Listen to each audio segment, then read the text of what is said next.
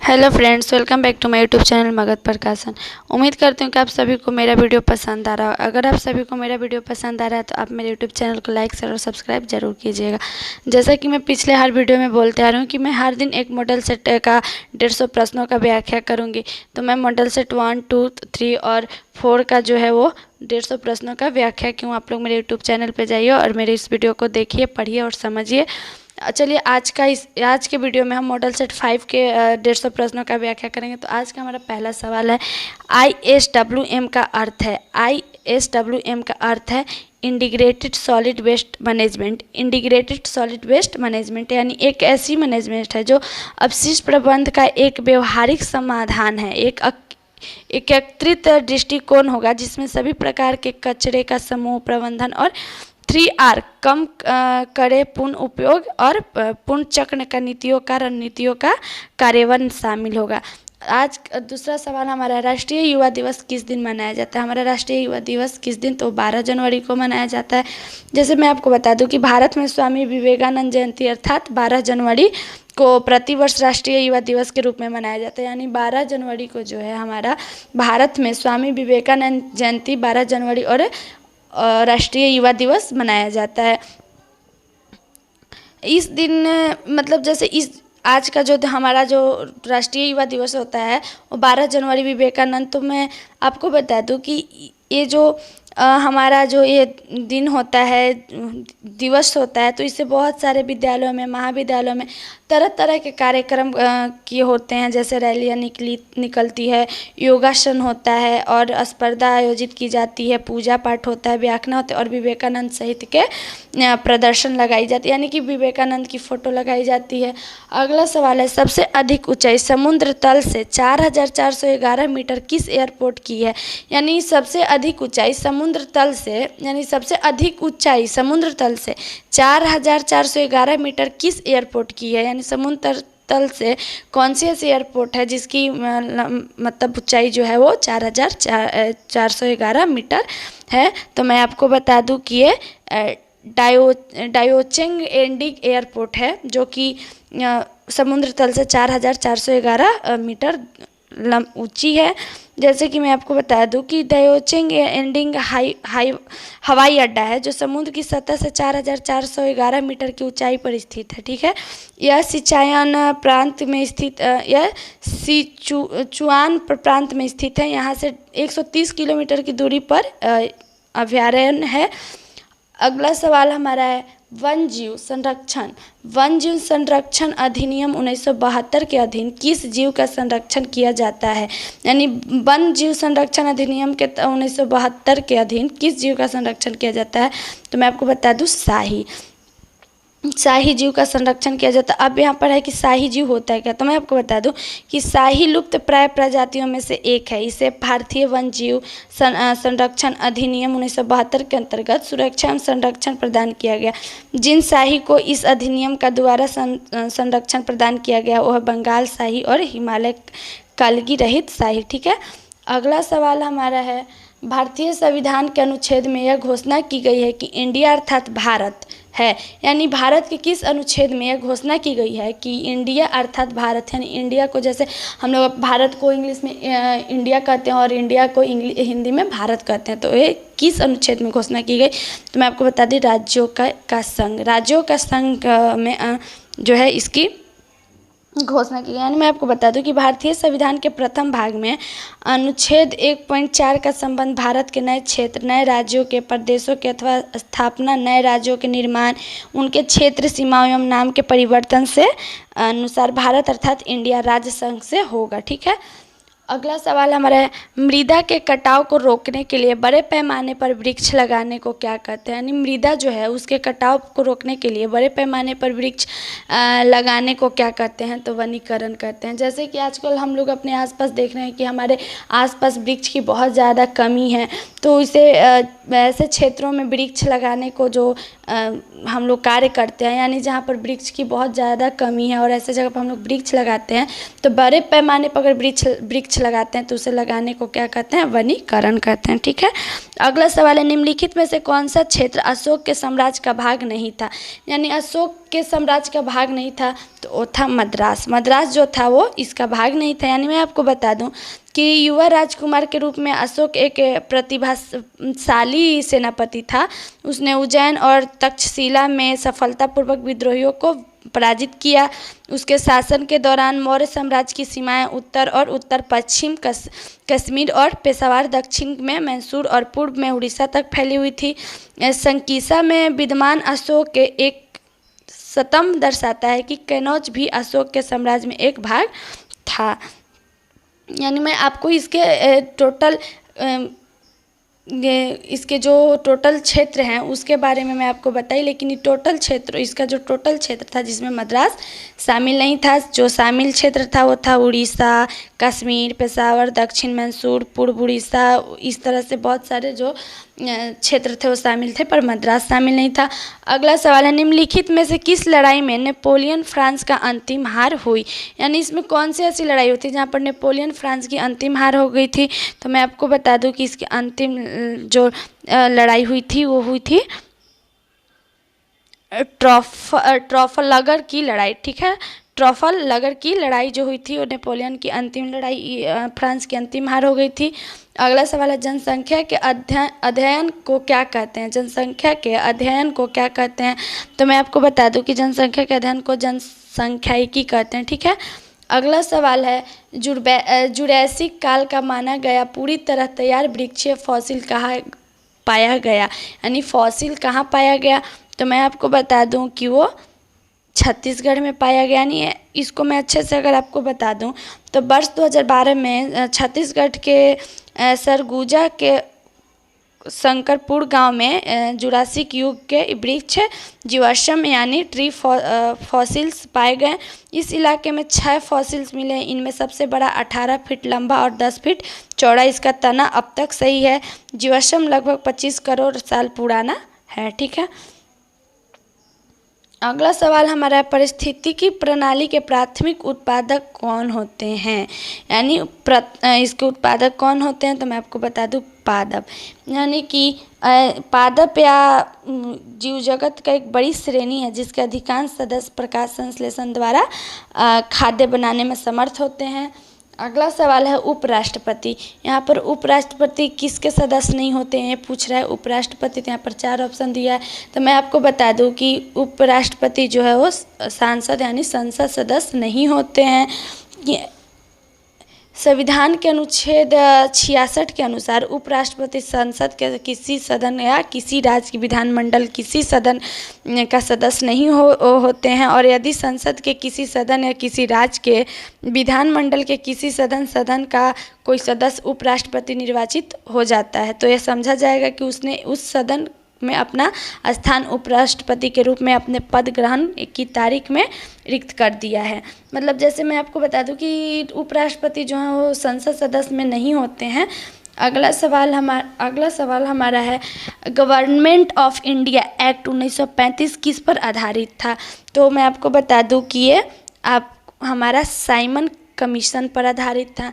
यानी Simon commission हमारा मैं आपको बता दूं कि भारत के अधिनियम में 1935 ने प्रांतीय विषय पर मूलतः साइमन योग की एक अनुशंसा का पालन किया। साइमन का कमीशन ने प्रांतों पर लगभग पूरी तरह से जिम्मेदार सरकार का प्रस्ताव किया था। 1935 के अधिनियम के तरह प्रांतीय द्विशासन को समाप्त कर दिया गया। अगला सवाल हमारा, राजीव गांधी अंतर्राष्ट्रीय विमानपत्तन कहाँ स्थित है। यानी ये पूछ रहा है कि इस सवाल में पूछ रहा है कि राजीव गांधी अंतर्राष्ट्रीय विमानपत्तन कहाँ स्थित है। तो ये मैं आपको बता दूं कि ये हैदराबाद में स्थित है। यानी कि आंध्र प्रदेश की राजधानी हैदराबाद में राजीव गांधी अंतर्राष्ट्रीय हाईवे अड्डा स्थित है। अगला सवाल हमारा वर्ष 1914 में भारतीय राष्ट्रीय दल की बर्लिन में स्थापना किसने की थी। तो मैं आपको बता दूं कि इसकी स्थापना चंपाकरमन पिल्लो ने की थी। ठीक है, यानी इसका जो है डॉक्टर चंपकरमन पिल्लई ने 1914 में बर्लिन में भारतीय राष्ट्रीय पार्टी की स्थापना की। इस पार्टी के सदस्य लाला हरदयाल की इस पार्टी के सदस्य लाला हरदयाल तारकनाथ दास, मोहम्मद और बरकतुल्लाह राज, महेंद्र प्रताप और वीरेंद्रनाथ चट्टोपाध्याय थे। ठीक है। अगला सवाल हमारा, भारत की प्रथम महिला शासक कौन थी? भारत के प्रथम महिला शासक राजिया सुल्तान थी। ठीक है। यानी मैं आपको बता दूं कि राजिया सुल्तान जो थी दिल्ली के सुल्तान इल्तुतमिश की पुत्री थी। राजिया सुल्तान भारत की प्रथम महिला शासक थी। वह है 1236 से मई 1240 तक दिल्ली की सुल्तान रही। वह दिल्ली सल्तनत और मुगल काल दोनों को एकमात्र महिला शासक थी। ठीक है। अगला सवाल है, भारत में विशेष आर्थिक क्षेत्र सेज क्या बढ़ाने के लिए स्थापित किए गए थे? ठीक है। भारत में विशेष आर्थिक क्षेत्र सेज क्या बढ़ाने के लिए स्थापित किए गए थे? तो मैं आपको बता दूं कि ये विदेशी निवेश बढ़ाने के लिए स्थापित किए गए थे। यानी कि ऐसा कहा जाता है कि भारत में विशेष आर्थिक क्षेत्रों की स्थापना मुक्त व्यापार एवं विदेशी निवेश को बढ़ावा देने के उद्देश्य से की गई थी। अगला सवाल है, जब सूर्य के ऊपर होता है, जब सूर्य के, यहाँ पर फिलिंग इन द ब्लैंक्स है, यानी जब सूर्य के ऊपर होता है तब संपूर्ण पृथ्वी पर दिन और रात समान होते हैं। यानी जब सूर्य पर क्या सबसे ऊपर होता है कि संपूर्ण पृथ्वी पर दिन और रात जो है वो समान होते हैं। तो मैं आपको बता दूं कि ये जो है वो भूमध्य रेखा, यानी जब सूर्य के भूमध्य रेखा के ऊपर होता है तब संपूर्ण पृथ्वी पर दिन और रात जो है वो बराबर होता है। यानी ऐसा कहा जाता है कि वर्ष में 11 मार्च और 23 सितंबर दो ऐसी तिथियां हैं जब पूरे विश्व में दिन रात एक समान होते हैं। यानी हमारे पृथ्वी मतलब वर्ष के साल, मतलब जो हमारे 21 मार्च आता है साल का, 21 मार्च और 23 सितंबर, ये दो ऐसी तिथियां हैं, यानी ये दो ऐसी तारीख है जो कि पूरे विश्व में दिन रात एक समान होते हैं। ये विषुव कहलाते हैं। जब सूर्य भूमध्य रेखा के ऊर्ध्वाधर चमकता है तो विषुव उत्पन्न होता है। ठीक है। अगला सवाल है, भारत छोड़ो आंदोलन के दौरान समांतर सरकार का गठन किया गया था। ठीक है। समांतर सरकार का गठन किया गया था भारत छोड़ो आंदोलन के दौरान। तो मैं आपको बता दूं कि ये जो है बालिया, ठीक है, बालिया के दौरान जो है भारत छोड़ो आंदोलन के बालिया के दौरान समांतर सरकार का गठन किया गया था। अगला सवाल है, घटिया माल के संबंध में मांग की आय सापेक्षता लोच कैसी कितनी होती है? ठीक है। सापेक्षता लोच कैसी कितनी होती है? तो मैं आपको बता दूं कि ये जो है वो हमारा ऋणात्मक होती है। ये मांग की आय सापेक्षता उस अवस्था में होती है जब उपभोक्ता की आय में वृद्धि होने से उस वस्तु की मांग की कमी होती है। यानी जब हम किसी मांग की आय को सापेक्षता उस अवस्था में होती है, यानी कि जब किसी की आय की वृद्धि में क्या होती है, कमी होने लगती है, तो उस उपभोक्ता में आय की कमी होने से उस वस्तु की मांग की वृद्धि होती है जो ऋणात्मक आय सापेक्षता होती है। अगला सवाल हमारा है, सगोसो समुद्र किस महासागर में स्थित है? मतलब सगासो समुद्र किस महासागर में स्थित है? तो मैं आपको बता दूं ये अंटार्कटिका महासागर में स्थित है। अगला सवाल है, जिला न्यायालयों के न्यायाधीशों की नियुक्ति किसके द्वारा की जाती है? ठीक है। जिला न्यायालयों के न्यायाधीशों की नियुक्ति किसके द्वारा की जाती है? तो मैं आपको बता दूं ये राज्यपाल के द्वारा की जाती है। यानी कि अधीनस्थ न्यायालयों की न्यायाधीशों की जो नियुक्ति संबंधित राज्य के उच्च न्यायालयों के मुख्य न्यायाधीश के परामर्श से राज्यपाल द्वारा की जाती है। अगला सवाल है, पूना समझौता 1932 किसके बीच हुआ था? यानी पूना समझौता, इसके बारे में हम लोग पढ़े भी हैं कि पूना समझौता 1932 में किसके बीच हुआ था?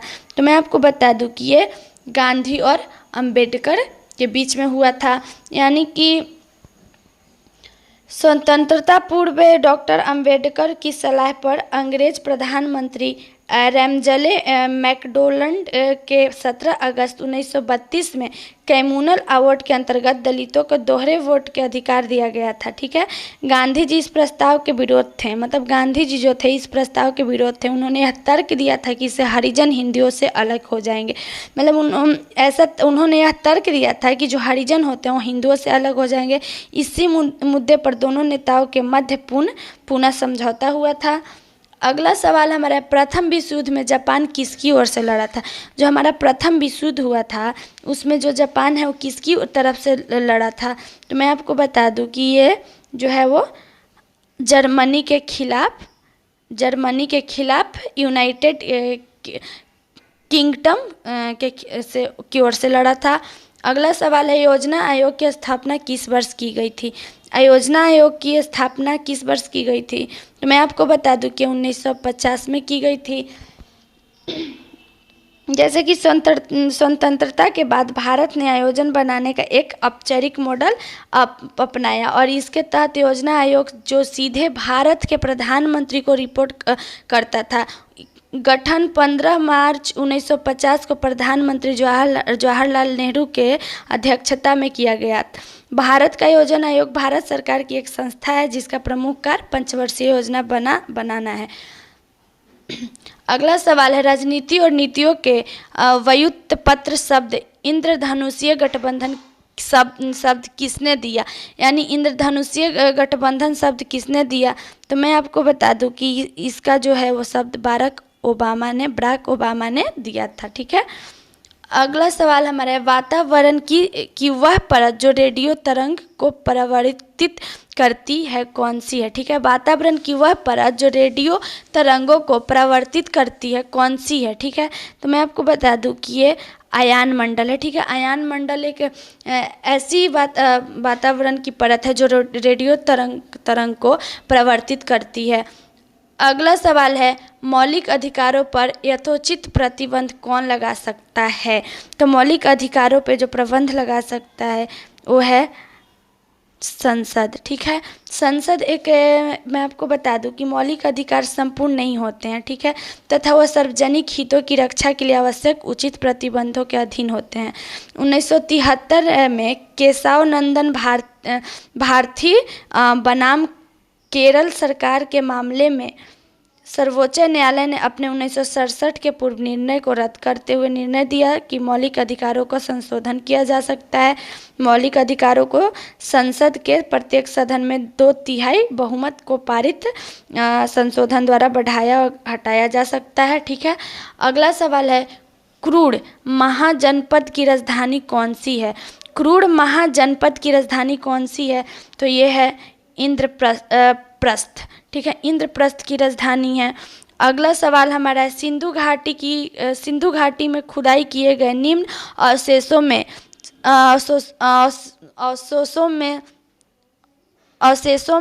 से कौन सा अवशेष वाणिज्यिक और आर्थिक विकास के निर्दिष्ट करता है? यहाँ पर मैं थोड़ा सा शब्द जो है हमारा गलत हो गया, यानी मैं थोड़ा सा बोलने में उसको हो गई, इसके लिए सॉरी। यानी हमारा जो पहला सवाल है, सिंधु घाटी के खुदाई किए गए निम्न अवशेषों में से कौन सा अवशेष वाणिज्यिक और आर्थिक विकास के निर्दिष्ट करता है? तो मैं आपको बता दूं कि हमारा मुहरे यानी सील्स। ठीक है, यानी मैं आपको बता दूं कि जो हमारे सिंधु घाटी के खुदाई मिले मुहरे वाणिज्यिक और आर्थिक विकास को निर्दिष्ट करता है। ठीक है, लोथल में फारस की मुहरे तथा काली बंगा से बेलानकार मुहरे भी सिंधु सभ्यता के व्यापार साक्ष्य प्रस्तुत करते हैं। अगला सवाल हमारा, निम्नलिखित में से कौन सा वैदिक परंपरा में साहित्य का उदाहरण नहीं है? यानी निम्नलिखित में से कौन सा वैदिक परंपरा के साहित्य का उदाहरण नहीं है? तो मैं आपको बता दूं कि ये जो है वो पुराण। ठीक है, यानी पुराण से का साहित्य का उदाहरण नहीं है, परंपरा साहित्य का उदाहरण नहीं है पुराण। अगला सवाल है, बिहार का सीतामढ़ी जिसे सीता जी की जन्मस्थलीय माना जाता है, यहाँ कौन सा मेला आयोजित होता है? यानी हम लोग जानते हैं कि हमारे बिहार में एक सीतामढ़ी है जिसे सभी लोग बोलते हैं कि सीता जी की जन्मस्थलीय, उसे सीता जी का जन्मस्थलीय माना जाता है, जिसलिए वो सीतामढ़ी के नाम से। तो यहाँ पर कौन सा मेला आयोजित होता है? तो मैं आपको बता दूं कि यहाँ पर विवाह पंचमी मेला आयोजित होता है। यानी विवाह पंचमी मेला मतलब मैं आपको बता दूं कि हमारे बड़े बुजुर्ग ऐसा कहते हैं कि सीतामढ़ी को सीता जी के जन्मस्थलीय माना जाता है। यहाँ पर प्रत्येक वर्ष जो है चैत्र के शुक्ल की नमी को राम सीता हनुमान की पूजा की जाती है। यहाँ स्थित जानकी मंदिर में विवाह पंचमी मेले का आयोजन भी होता है जहाँ पर राम हनुमान भक्त काफ़ी संख्या में एकत्रित होते हैं और इस आयोजन को से दर्शन करते हैं। ठीक है, किस भारतीय राजा ने सिकंदर का विरोध किया था, यानी कि कौन सा भारतीय राजा था जिसने सिकंदर का विरोध किया था?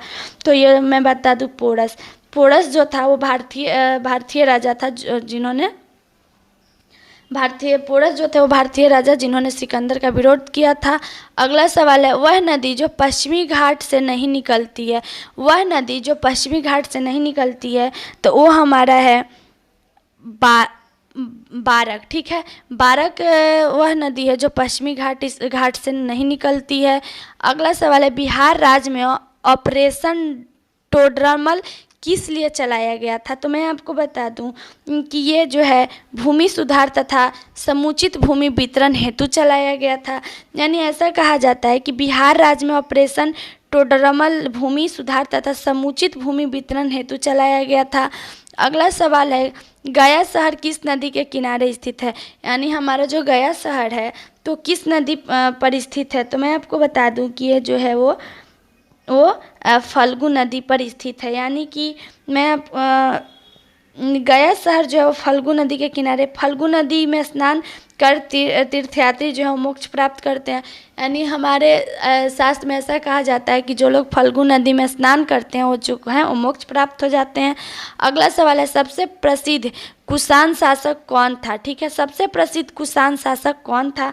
तो मैं आपको बता दूं कि वो कनिष्क था। ठीक है, यानी कुषाण वंश में संस्थापक कुजुल कंडिफिसेस था। इस वंश का सबसे प्रतापी राजा कनिष्क था। ठीक है, इनकी राजधानी पुरुषपुर या पेशवार थी। कुषाणों की द्वितीय राजधानी मथुरा थी। ठीक है, अगला सवाल है, पानीपत की पहली लड़ाई किन दो शासकों के बीच लड़ी गई थी?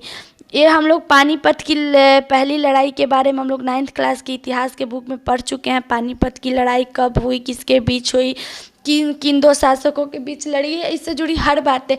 तो मैं आपको बता दूं कि पानीपत की पहली लड़ाई जो है वो हमारे बाबर और इब्राहिम लोदी के बीच में हुई थी।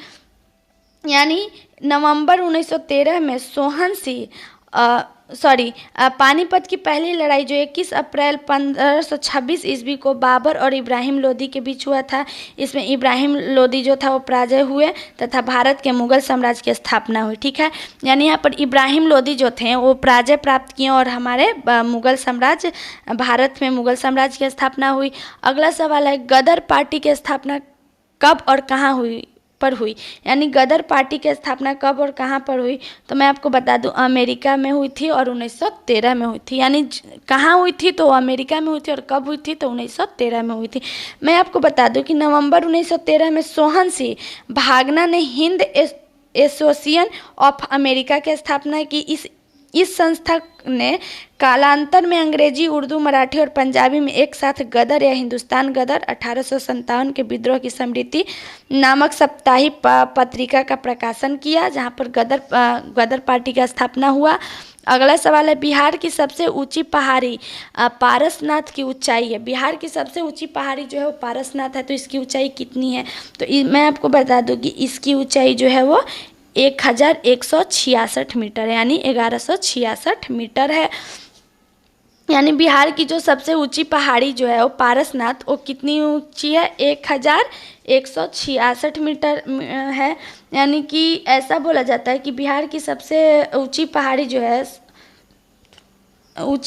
सोम सरोवर श्रेणी है। ठीक है, बिहार की उत्तरी सीमांत अवस्थित एक सोम सरोवर श्रेणी क्षेत्र का विस्तार 74 किलोमीटर की लंबाई में है तथा इसकी ऊंचाई जो है वो 450 मीटर तक है।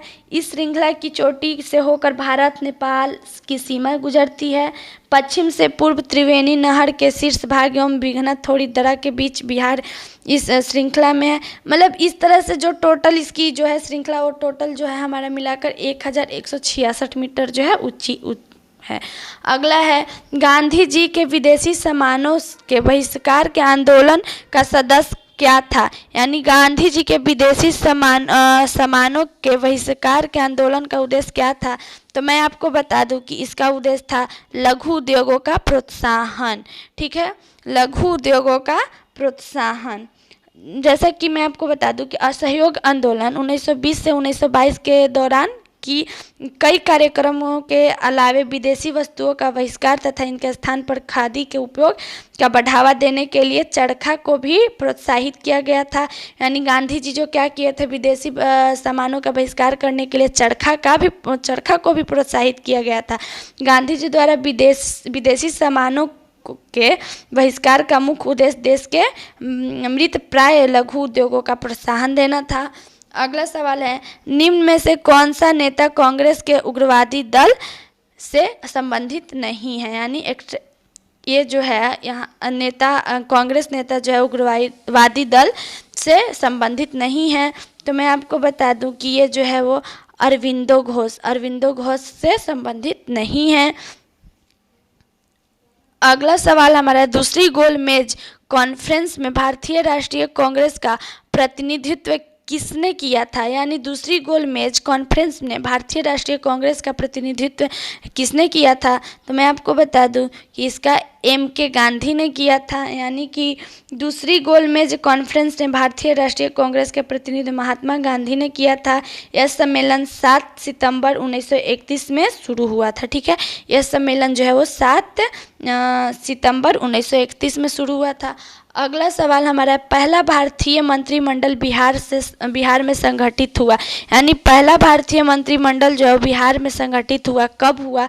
तो मैं आपको बता दूं कि ये जो है वो 1 अप्रैल 1937 को हुआ। यानी कि पहला भारतीय मंत्रिमंडल बिहार में कृष्ण सिंह के नेतृत्व में 1 अप्रैल 1937 में संगठित हुआ था। ठीक है, अगला सवाल है, बिहार में प्रथम रेल मार्ग का निर्माण कब हुआ था।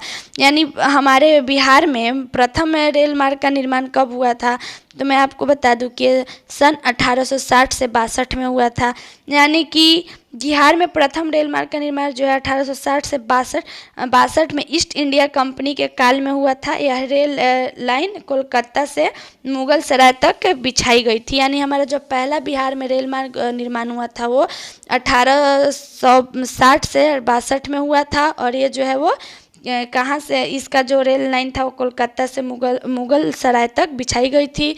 अगला सवाल है, निम्न में से किस केंद्र शासित प्रदेश को न्यूनतम संख्या है। यानी निम्न में से किस केंद्र शासित प्रदेश की न्यूनतम जनसंख्या है। तो न्यूनतम जनसंख्या जो है लक्षद्वीप, इसकी जो है न्यूनतम जनसंख्या है। अगला सवाल है, ककोलत जल प्राप्त निम्न में से किस राज्य में है। यानी ककोलत जल प्राप्त वाटरफेल निम्न में से वाटरफेल निम्न में से किस राज्य में है। तो मैं आपको बता दूं कि ये जो है वो बिहार राज्य में है। यानी कि बिहार का प्रमुख जल प्राप्त ककोलत नवादा जिले में है। यह टोंस नदी पर है। इसकी ऊंचाई 47 मीटर है।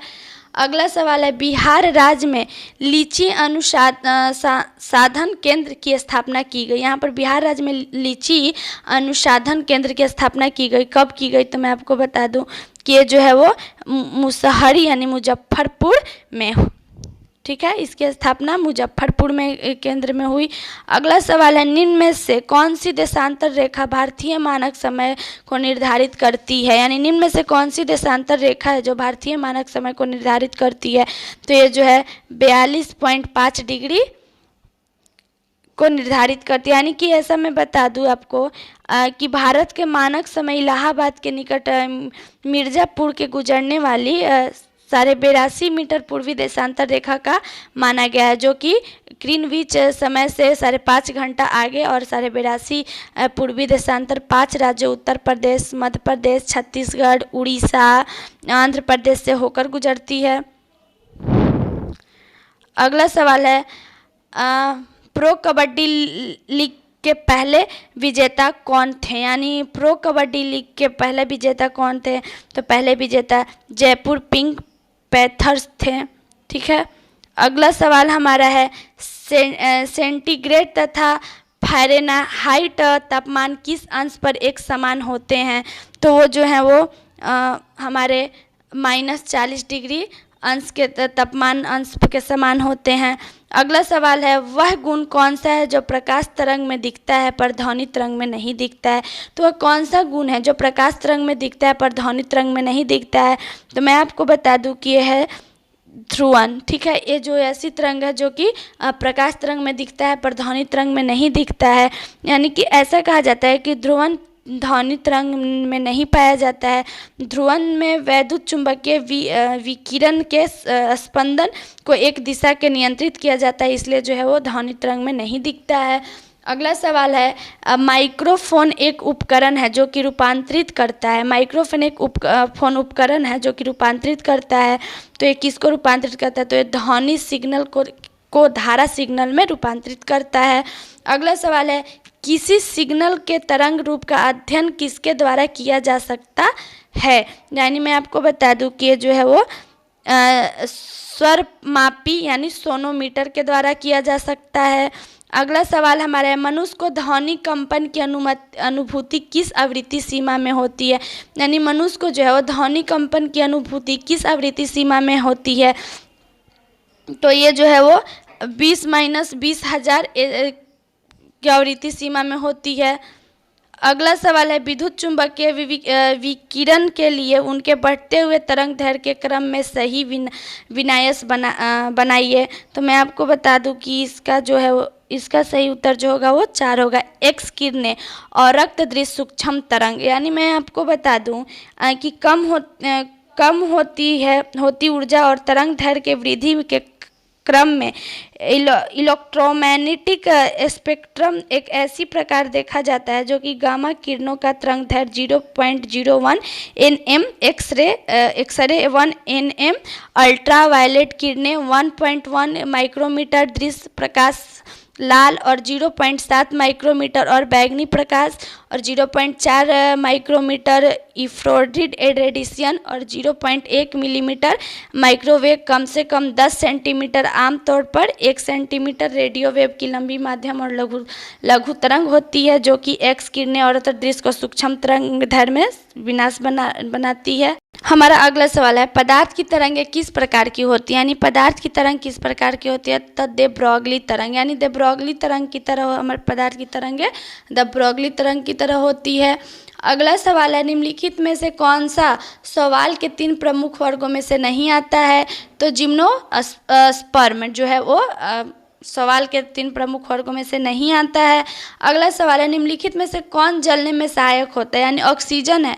ऑक्सीजन एक ऐसी गैस है जो कि जलने में बहुत ज़्यादा सहायक होती है और इसका जो है वो स्वीडिश रसायन शास्त्री कार्ल सीले ने सर्वप्रथम ऑक्सीजन गैस का निर्माण 1772 में किया था और उस समय ही पता लगा था कि ऑक्सीजन जो है वो जलने में बहुत सहायक है। अगला सवाल है, मार्स गैस है। मार्स गैस कौन सा गैस है? तो मैं आपको बता दूं कि मार्स गैस जो है वो हमारा मीथेन है। यानी कि मीथेन CH4 मार्स गैस का प्रमुख घटक है। इसे स्वप्न गैस भी कहा जाता है, इसके नाम से भी जाना जाता है।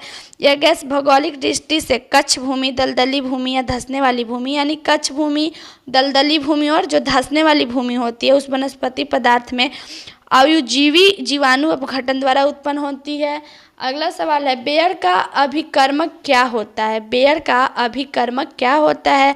तो इसका अभिकर्मक जो है क्षारीय पोटेशियम परमांगनेट के द्वारा होती है। यानी मैं आपको बता दूं कि बेयर का अभिकर्मक पोटेशियम परमांगनेट के क्षारीय समाधान है जो एक शक्तिशाली ऑक्सीडेट होता है जो कार्बनिक रसायन विज्ञान में इसका इस्तेमाल की उपस्थिति में गुणवत्ता परीक्षण के रूप में किया जाता है। अगला सवाल है, अमोनियम सल्फेट में मौजूद नाइट्रोजन का प्रतिशत है। तो अमोनियम सल्फेट में मौजूद नाइट्रोजन का प्रतिशत 27% है। अगला सवाल है, उच्च तापमान की सहायता के लिए आंतरिक छायन में निम्नलिखित में से किस धातु का प्रयोग किया जाता है? तो टी मतलब मैं आपको बता दूं कि टी कौन सी धातु है? तो टी का मतलब होता है टाइटेनियम मिश्र धातु। यानी टाइटेनियम मिश्र धातु में उच्च क्षरण के प्रतिरोध के उच्च विशिष्ट शक्ति और उसमें प्रतिरोध क्षमता होती है, जिस कारण इसका इस्तेमाल आंतरिक छायन में विभिन्न भागों के लिए किया जाता है। अगला सवाल है, पीतल किसकी मौजूदगी में निरंतर रहने से वायु में रंगीन हो जाती है? तो ये जो है हाइड्रोजन सल्फाइड। हाइड्रोजन सल्फाइड जो है यानी पीतल, मैं आपको बता दूं कि हाइड्रोजन सल्फाइड की उपस्थिति में हवा में पीतल को अगर रख दिया जाए तो क्या होता है, रंगहीन हो जाता है। यानी हाइड्रोजन सल्फाइड में अकार्बनिक यौगिक बहुत ज़्यादा मात्रा में पाया जाता है। अगला सवाल है, वायु की क्वालिटी को बिगाड़ने के लिए जिम्मेदार कण जिनके कारण महत्वपूर्ण सारी रंगों को क्षति पहुंचाती है, उनका वर्णन किस रूप में किया जाता है? तो उनका वर्णन 2.5 के रूप में किया जाता है। मतलब मैं आपको बता दूं कि वायु की क्वालिटी को बिगाड़ने के लिए जिम्मेदार इन कणों को पार्टिकुलेट मैटर 2.5 कहते हैं, जिनकी चौड़ाई 2.5 माइक्रोन या इसमें से कम होती है। ठीक है। अगला सवाल है, पारिस्थितिकी प्रणाली में प्राथमिक उत्पादक कौन होते हैं? तो पादप। यानी मैं आपको बता दूं कि पादप एक जीव जगत की एक बड़ी श्रेणी है जिसका अधिकांश सदस्य प्रकाश संश्लेषण द्वारा सर्क राजतीय खाद्य बनाने में समर्थ होते हैं, जो पौधे को स्वपोषित या प्राथमिक उत्पाद कहा जाता है। हरे पादप धरती की अधिकांश जीवन के आधार है। ठीक है। अगला सवाल है, भूमिगत जल के प्रभाव के साथ नीचे की ओर बहने वाली प्रदूषकों को क्या कहते हैं? तो नीचे की ओर बहने वाली प्रदूषकों को क्या कहते हैं? तो इसको हम लोग निच्छालक कहते हैं। ठीक है। अगला सवाल हमारा है, ग्रीन हाउस गैसों की अवधारणा किसकी थी? ग्रीन हाउस गैसों की अवधारणा किसकी थी?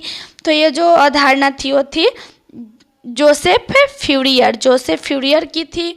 अगला सवाल है, प्रदूषित वातावरण से छोड़े गए विविक्त पदार्थ को प्राय किस प्रक्रिया के दौरान फिल्टर किया जाता है? तो छींकने। यानी मैं आपको बता दूं कि PM20 प्रदूषित वातावरण से छोड़े गए विविध पदार्थ होते हैं जिनका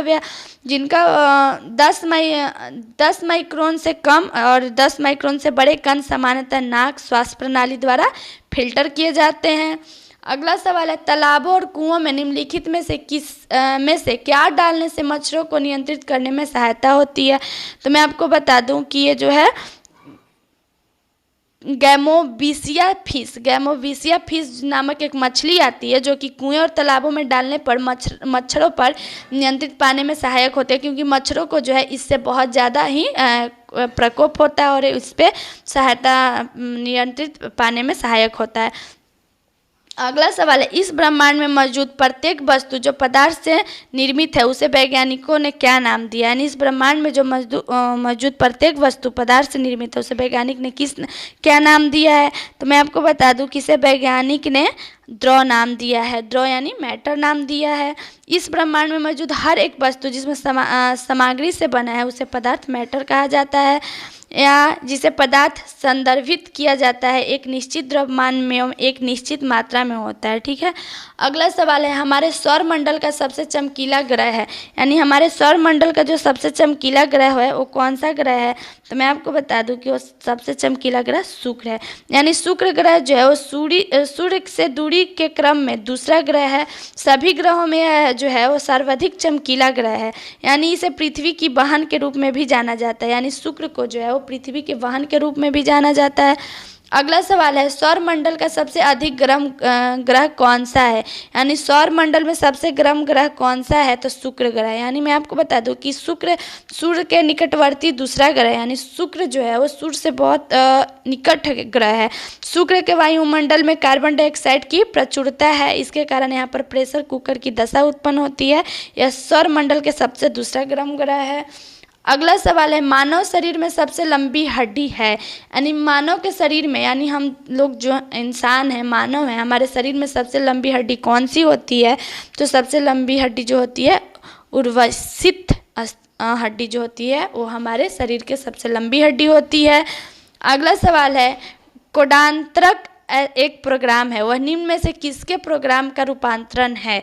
तो मैं आपको बता दूं कि ये जो है वो कोडांतरण से मशीन तक प्रोग्राम का रूपांतरण है, यानी कि यानी मैं आपको बता दूं कि असेंबलर या कोडांतरक एक इस्तेमाल असेंबली भाषा में लिखे गए एक प्रोग्राम के मशीन भाषा है जो अनुवादित करने के लिए किया जाता है। अनुवादित किए गए प्रोग्राम को ऑब्जेक्ट प्रोग्राम भी कहते हैं। अगला सवाल है हमारा 3 गुना 3/5 गुना 3 गुना 3/5 प्लस 2 गुना 3/5 गुना 2/5 प्लस 2/5, यानी ये हमारा जो प्रश्न है तो इसका सही उत्तर क्या होगा। तो मैं आपको बता दूं कि इसका सही उत्तर जो होगा वो हमारा 16 होगा। अब 16 कैसे होगा, तो मैं आपको बता दूं कि यहाँ पर यदि 3 गुना 3/5 जो है ए है एवं और दूसरा क्या है हमारा 2/5, यानी ए 3/5 बराबर ए, तो 2/5 बराबर बी। ठीक है, 2/5 बराबर बी। तो व्यंजक यहाँ पर क्या होगा, तो व्यंजक मैं बता दूं a² plus 2ab plus B square. ठीक है, व्यंजक जो है हमारा a² plus 2ab plus B square.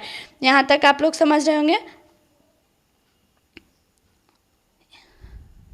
उसके बाद हमारा जो है वो क्या होगा, ब्रैकेट a प्लस बी का स्क्वायर। ठीक है, a प्लस 2 का स्क्वायर यहाँ पर लिखेंगे इक्वल टू ब्रैकेट 3/5 प्लस 2/5 का स्क्वायर। ठीक है, स्क्वायर इक्वल टू ब्रैकेट 4 का स्क्वायर इक्वल टू हमारा आ गया 16, यानी 16 हमारा आंसर होगा। अगला है 5 घंटे एक साथ बजाना 5 घंटे जो हैं मतलब एक साथ बजाना शुरू करते हैं और क्रमशः 6, 7, 8, 9, 12 सेकंड के अंतराल पर बजाते हैं। कितने सेकंड बाद वह फिर एक साथ बजाएंगे, यानी कितने सेकंड बाद। तो हमारा जो अवशिष्ट समय जो है वो क्या है हमारा 6, 7, 8, 9, 12। ठीक है, ये जो हमारा है और टोटल हमारा जो है वो सेकंड कितना लगेगा, तो आपका जो है इसका निकालना है कि कितना अंतराल बजाते कितना सेकंड लगेगा। तो मैं आपको बता दूं कि टोटल आपका जो है वो 504 सेकंड लगे, 504 सेकंड। अब 504 सेकंड कैसे लगे, तो आप लोग इसको हल कीजिएगा और जब अगर नहीं आप लोगों से सॉल्व हो तो आप लोग कमेंट कीजिएगा, मैं इसको बताऊंगी। अगला सवाल है निम्नलिखित का मान ज्ञात कीजिए, यानी यहाँ पर सबका मान ज्ञात करना है। पर हमारे पास 3 यहाँ पर है, इसका मान ज्ञात करना है। तो अब हमको मान जो ज्ञात करना है वो कैसे करना है, तो मैं आपको बता दूं कि इसका मान हम लोग कैसे ज्ञात करेंगे। तो हमारा क्या है 156.25 प्लस 0.0081 माइनस 0.0361। ठीक है, ये हमारा टोटल है। तो यहाँ पर हम लोग इसको इस तरह से लिखेंगे कि 12.5 प्लस 0.009 माइनस 0.19। ठीक है, इक्वल टू हमारा कितना आ जाएगा, इसका हमारा जो आ जाएगा वो 12.4, यानी इसका सही आंसर जो होगा वो होगा हमारा 12.4। अगला सवाल है ए एक काम को 20 दिन में कर सकता है और बी उसी काम को 30 दिन में कर सकता है। तो दोनों इस कार्य को कितने दिन में पूरा करेंगे, तो दोनों का यहाँ पर पूछा है कि दोनों इस कार्य को कितना दिन में पूरा करेंगे। तो मैंने इससे जुड़े हर वीडियो में इससे संबंधित बहुत सारे सवालों को बताया है, तो मैं आपको यहाँ पर आंसर बता देती हूँ, आप इसको खुद से सॉल्व कीजिएगा और सॉल्व नहीं होगा तो आप कमेंट जरूर कीजिएगा, मैं आपको बताऊंगी। ठीक है, तो इसका सही जो है वो कितने दिन में करेगा, तो 12 दिन में करेगा, यानी दोनों उस कार्य को कितने दिन में पूरा करेंगे, तो 12 दिन में पूरा करेंगे।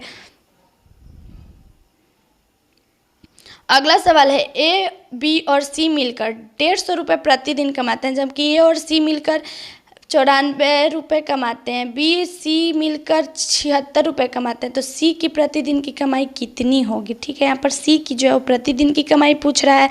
तो मैं आपको बता दूं कि सी की प्रतिदिन की कमाई, यानी यहाँ पर हम लिखेंगे कि सी की प्रतिदिन की कमाई इक्वल टू हमारा ए प्लस सी। ठीक है, ए प्लस सी एवं बी प्लस सी की प्रति एवं ए यहाँ पर एवं होगा, यानी कि यहाँ पर सी की प्रतिदिन की कमाई, तो ए प्लस सी एवं बी प्लस B+C की प्रतिदिन की कमाई, ठीक है, प्रतिदिन की कमाई। उसके बाद हम यहाँ पर इसको ऐड करेंगे A+B+C, ठीक है, A+B+C कर दिए हम लोग यहाँ पर। उसके बाद यहाँ तक आप लोग समझ गए, मैं आगे बताती हूँ। तो यहाँ तक आप लोग कि A+B+C की प्रतिदिन की कमाई, तो हम लोग यहाँ पर लिखेंगे equal to 94 plus 76 minus 150, 94 plus 76 minus 150, ठीक है। उसके बाद जो हमारा टोटल करने के 94 और 76 को ऐड करेंगे तो हमारा टोटल कितना हो जाएगा, यहाँ पर हो जाएगा 94 और 76 को हम लोग प्लस कर देंगे। तो 94 और 76 के प्लस करने पर जो हमारा आएगा, 94 और 76 को प्लस करने पर तो हमारा आएगा टोटल 170, ठीक है। 170 माइनस क्या कर देंगे 150 इक्वल टू हमारा कितना निकल गया 20। तो इसका सही आंसर क्या होगा 20 दिन में, ठीक है। सी की कमाई जो है वो 20 दिन सी की प्रतिदिन की कमाई क्या होगी 20 रुपये होगी, ठीक है। अगला सवाल हमारा है, एक ठोस गोले को गलाया जाता है और लंब वृत्ताकार शंकु में ढाला जाता है जिसकी आधार त्रिज्या गोले की त्रिज्या के बराबर होगी। इस प्रकार बनाए गए शंकु की ऊंचाई और त्रिज्या का अनुपात क्या होगा, मतलब अनुपात क्या होगा। तो मैं आपको बता दूं कि इस पहले तो हम इसको लिखेंगे ऐसे कि स्थिति में आयतन समान होगा, ठीक है। स्थिति में जो होता है क्या होता है, आयतन समान होता है। और यहाँ पर हम लोग इसको इस तरह से लिख सकते हैं कि 4/3 पाई आर का क्यू, ठीक है, 4/3 पाई आर का Q equal to 1/3 pi R का स्क्वायर एच, ठीक है, पाई आर का स्क्वायर एच। यहाँ तक आप लोग समझ होंगे। उसके बाद यहाँ पर लिखेंगे equal to 4r equal to H, 4r equal to H, ठीक है। ये हमारा क्या हुआ। उसके बाद क्या लिखेंगे, इसके बाद हम लोग एच आर के अनुपात इक्वल टू हमारा क्या होगा 4:1 का अनुपात। ये हमारा सही आंसर होगा इसका 4 नंबर, ठीक है। अगला सवाल है, यदि त्रिभुज ए बी सी बी पर समकोणीय है और यदि उसकी ए बी तथा बी सी भुजाएं क्रमशः 15 सेंटीमीटर और 20 सेंटीमीटर है तो उसकी परित्रिज्या क्या होगी, यानी यहाँ पर इसकी क्या होगी, तब 12.5 सेंटीमीटर। मैंने अभी पिछले क्वेश्चन इस बनाया उससे थोड़ा सा इसमें अंतर होगा। मैं उम्मीद करूँगी कि आप लोग इसको सॉल्व कर लेंगे। मैंने आंसर बता दिया है। अगला सवाल है, 7.50 अंकित मूल्य एक रेडियो सेट यदि 7.5, यहाँ पर मुझे लगा है 7.50 लिखा हुआ है, यहाँ पर 750 रुपया अंकित मूल्य का एक रेडियो सेट यदि 570 में बेचा जाता है तो दी गई छूट की दर क्या होगी, यानी दी गई छूट की दर क्या होगी यहाँ पर पूछ रहा है। तो दी हुई छूट की दर मैं आपको बता दूं कि क्या होगी। तो हम लोग यदि मान के चलते हैं कि यदि दी हुई छूट की दर क्या है x% है, यदि दी गई छूट की दर यहाँ पर लिखेंगे कि दी गई छूट की दर क्या होगी हमारा x% है, ठीक है, x% है। तो चूँकि 750 गुना क्या लिखेंगे x/100, ठीक है, x/100 इक्वल टू हम क्या लिखेंगे 750। तो यहाँ पर हम लोग क्या करेंगे 750 माइनस 570 रुपया माइनस कर देंगे, 570 रुपया माइनस करेंगे, निकल के आया हमारा x। यहाँ पर मैं यहाँ तक आप लोग समझ गए होंगे कि दी गई छूट की दर क्या होगी x% होगी। तो हम लोग क्या यहाँ पर लिखेंगे, चूँकि 750 जैसे कि मैंने अभी बताया कि 750 गुना x/100, ठीक है, x/100 इक्वल टू 750 माइनस 570 यहाँ पर एक होगा, यहाँ पर 570, ठीक है। तो हमारा टोटल आया 180। अब हम लोग यहाँ पर लिखेंगे x इक्वल टू 180, इसको मैं मिटा दूँ 1 मिनट, यहाँ तक आप लोग समझ गए होंगे। तो अब हम यहाँ पर लिखेंगे क्या यहाँ पर हम लोग लिखेंगे x इक्वल टू 1 मिनट, यहाँ पर हम लोग लिखेंगे x इक्वल टू 180 गुना 180 गुना 100, ठीक है, बाटा 750, तो टोटल हमारा आ जाएगा 24%, ठीक है, 24%। यहाँ पर हमारा हो गया इसका सही उत्तर 24%। अगला सवाल है, यदि कमीज की लागत 20% छूट देने के बाद 64 रुपये आती है तो इसकी मूल लागत रुपये कितनी होगी। यहाँ पर मूल लागत रुपये कितनी होगी, तो यहाँ पर 80 रुपये की होगी। अब 80 रुपये की कैसी होगी, तो मैं आपको बता दूं कि यदि कमीज की मूल लागत, यहाँ पर क्या पूछ रहा है कि कमीज की लागत मूल, ठीक है, तो यहाँ पर होगा कि माना कि कमीज की लागत मूल x, ठीक है, तो यहाँ पर हम लोग लिखेंगे, इसको लिखें, माना कि x, तो यहाँ पर हम लोग लिखेंगे यहाँ पर लिखेंगे x, ठीक है, x इक्वल टू x गुना 80,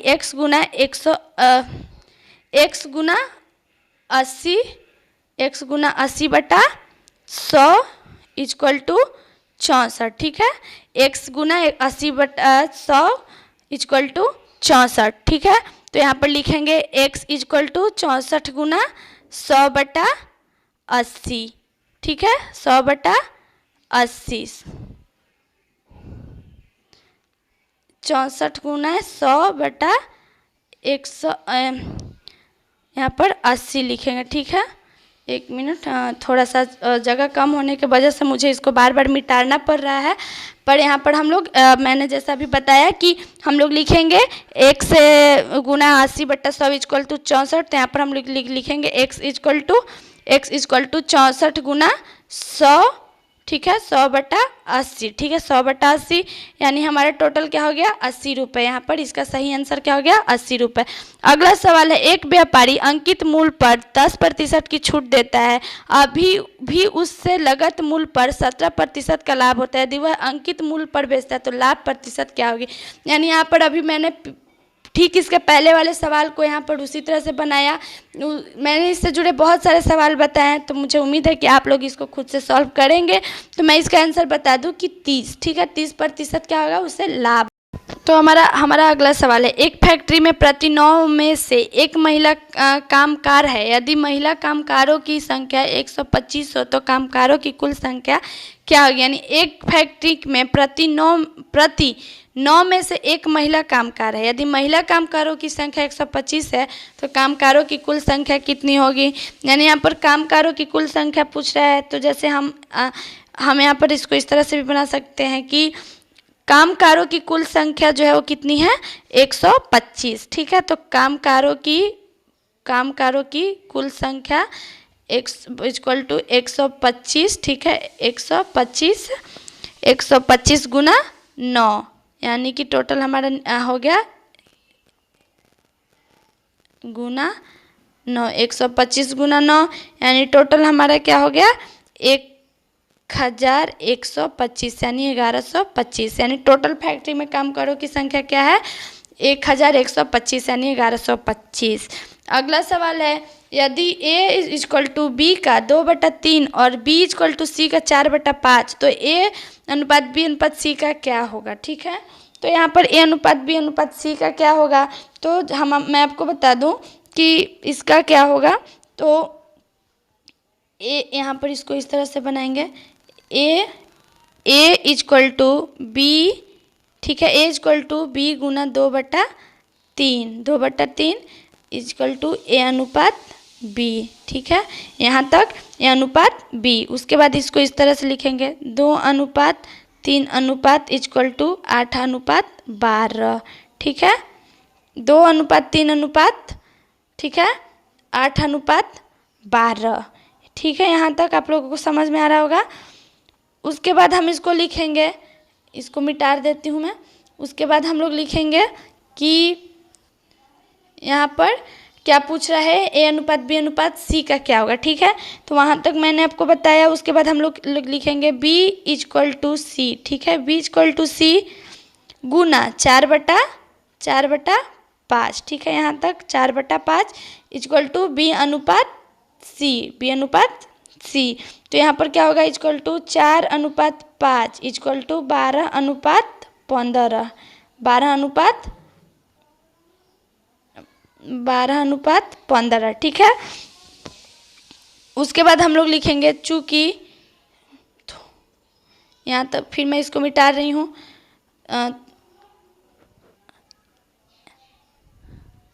तो मैं यहाँ पर हम लोग लिखेंगे चूँकि A अनुपात B, ठीक है, A अनुपात B C, ठीक है, इक्वल टू 8:12:15, ये हमारा क्या होगा, इसका A अनुपात B अनुपात C का होगा, ठीक है। अगला सवाल है प्रथम 10 अभाज्य संख्याओं का औसत बताइए, यानी प्रथम 10 अभाज्य संख्या का क्या औसत बताएं, प्रथम 10 अभाज्य संख्याओं का औसत बताइए, ठीक है। तो इसमें हमारा अपशिष्ट औसत जो है, तो उसे हमको 10 अंकों का बताना, तो हम लोग किस तरह से बताएंगे, तो इस तरह से बताएंगे 2 + 3 + 2 + 3 + 5 + 7 + 11, यानी हम लोग क्या अभाज्य संख्याओं का, यानी 3 संख्याओं के अंतर पर लिख रहे हैं, जैसे 2 + 3 + 5 + 7, यानी हर पर 2 का अंतर, 2 3 4 इस तरह से। तो 2 + 3 + 5 + 7 + 11, 11 + 13 + 17 + 19 + 23 + 29, ये सब एक ही लाइन में होगा, पर मेरा जगह कम होने की वजह से थोड़ा मैं इसको लिख रही हूँ बाटा 10, ठीक है, बाटा 10। तो इक्वल टू हमारा टोटल क्या आ गया, 129, 129/10, 129/10 कट के हमारा कितना आ गया, 12.09, यानी हमारा सही उत्तर जो है प्रथम 10 अभाज्य संख्याओं का औसत 12.09, ठीक है। अगला सवाल है 2 वर्ष पूर्व 8 सदस्यों की एक परिवार की औसत आयु 18 वर्ष थी। एक बच्चे के जन्म के बाद परिवार की औसत आयु आज उतनी ही है, बच्चे की आयु कितनी है, ठीक है। यानी 2 वर्ष पूर्व 8 सदस्यों के एक परिवार की औसत आयु 18 वर्ष थी, ठीक है। तो एक बच्चे के जन्म के बाद परिवार की औसत आयु आज भी उतनी ही है, तो बच्चे की आयु कितनी होगी, यहाँ पर बच्चे की आयु पूछ रहा है, तो इसमें हमारा क्या हो गया, परिवार में 9 सदस्य वर्तमान आयु, ठीक है, यानी 800 पहले से सदस्य थे, एक बच्चा हुआ है, वर्तमान आयु क्या हो गया हमारा, वर्तमान लोग परिवार का सदस्यों का कितना हो गया 9, ठीक है। तो परिवार के 9 सदस्यों की वर्तमान आयु का योग हमें निकालना है, तो यहाँ पर हम क्या करेंगे 18 × 9 इक्वल टू 162 वर्ष, 162 वर्ष, ठीक है। 8 सदस्यों की वर्तमान आयु निकालना है, यानी जब बच्चा को हटा देंगे तो हमारा क्या है पूर्व 8 सदस्यों का, तो इन 8 सदस्यों का हमें वर्तमान आयु निकालना है। तो यहाँ पर हम लोग लिखेंगे 18 × 8 + 2 × 2 × 9, ठीक है, इक्वल टू हमारा कितना आ गया 162, ठीक है, 162 वर्ष।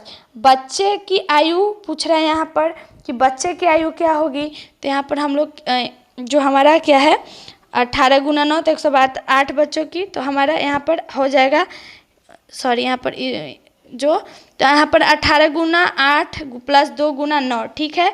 तो यहाँ पर 18 × 8 किए हमारा कितना आ गया 144 + 16, ठीक है, 144 + 16 इक्वल टू हमारा हो गया 160। यहाँ पर हमारा 162 है, यहाँ पर 160 आया, ठीक है। तो 162 में से 160 को माइनस कर देंगे, यानी बच्चे की वर्तमान आयु बच्चे की आयु कितनी होगी, तो बच्चे की आयु यहाँ पर निकालेंगे, तो हम क्या करेंगे जो हमारा 162 आया 162 माइनस 160 कर देंगे, तो हमारा क्या हो गया 2, यानी बच्चे की आयु क्या है 2 वर्ष है। अगला सवाल है 9 पूर्णांकों का औसत 11 आता है, परंतु गणना करने के बाद यह देखा गया है कि भूलवश गणना करते समय मूल्यांक 23 को 32 लिखा गया। उचित संशोधन करने के बाद नया औसत क्या होगा, यानी यहाँ पर नया औसत पूछा है कि क्या होगा, तो गणना में अंतर क्या हुआ, तो 23 के जगह पर क्या लिख दिया गया 32 लिख दिया गया। तो हम लोग गणना के अंतर को कैसे लिखेंगे, इसमें पूछ रहा है, तो गणना के अंतर को हम यहाँ पर हम लोग लिखेंगे कि गणना में अंतर, तो गणना में अंतर equal to 23 minus 32 equal to -9 ठीक है। अभी अपशिष्ट शुद्ध औसत पूछ रहे हैं, यानी अपशिष्ट शुद्ध औसत, तो यहाँ पर लिखेंगे कि चूंकि अपशिष्ट शुद्ध औसत, तो यहाँ पर लिखेंगे इक्वल टू 11 - 9/9, ठीक है। 11 - 9/9 इक्वल टू 10, ठीक है, इक्वल टू 10। तो हमारे यहाँ पर इसका सही आंसर क्या होगा, हमारा 10, ठीक है, यानी नया औसत जो होगा वो 10 होगा। अगला सवाल है, एक व्यक्ति को 160 रुपये में 90 बॉल पेन बेचकर 20% की हानि हुई। 96 रुपये के कितने बॉल पेन बेचे जाएंगे कि 20% का लाभ हो। यानी एक व्यक्ति जो है वो 160 रुपये के 90 बॉल पेन बेचकर 20% की हानि हुई, ठीक है, उसे 20% की हानि हुई। तो 96 रुपये के कितने बॉल पेन बेचे जाएंगे कि 20% के लाभ हो, ठीक है। यानी 96 रुपये के कितने बॉल पेन बेचे जाएंगे कि उसे 20% क्या है, लाभ होगा। तो हम इसको ऐसे ही लिख सकते हैं कि यदि 90 बॉल पेन का क्रय मूल्य, यानी इसको हम लिखेंगे कि 90 बॉल पेन का क्रय मूल्य इक्वल टू 100/80 गुना 160, यानी 100/80 गुना 160, ठीक है। तो हमारा क्या आ जाएगा, इक्वल टू 200 रुपये, ठीक है, 200 रुपये। अब यहाँ पर 20% लाभ के लिए 20% यहाँ पर हम लोग लिखेंगे, मैं लिख नहीं रही हूँ, मैं बोल रही हूँ, पर इसको नोट आप लोग कीजिएगा। तो उसके बाद हम लोग लिखेंगे क्या कि 20% लाभ के लिए विक्रय मूल्य, यानी 200 गुना 120, 200 गुना 120 बटा क्या लिखेंगे, 120/100, यानी हमारा क्या आ गया, टोटल 240 रुपये, ठीक है, 240 रुपये। अब हमें यहाँ पर क्या निकालना है कि 96 रुपये के कितने बॉल पेन बेचने हैं कि हमारा जो है 20% का लाभ होगा। तो यहाँ पर लिखेंगे कि 240 रुपये इक्वल टू 90 बॉल पेन, यानी यहाँ पर लिखेंगे कि 240, मैं लिख ही दे रही हूँ, आप लोग नोट इसको करते जाइएगा।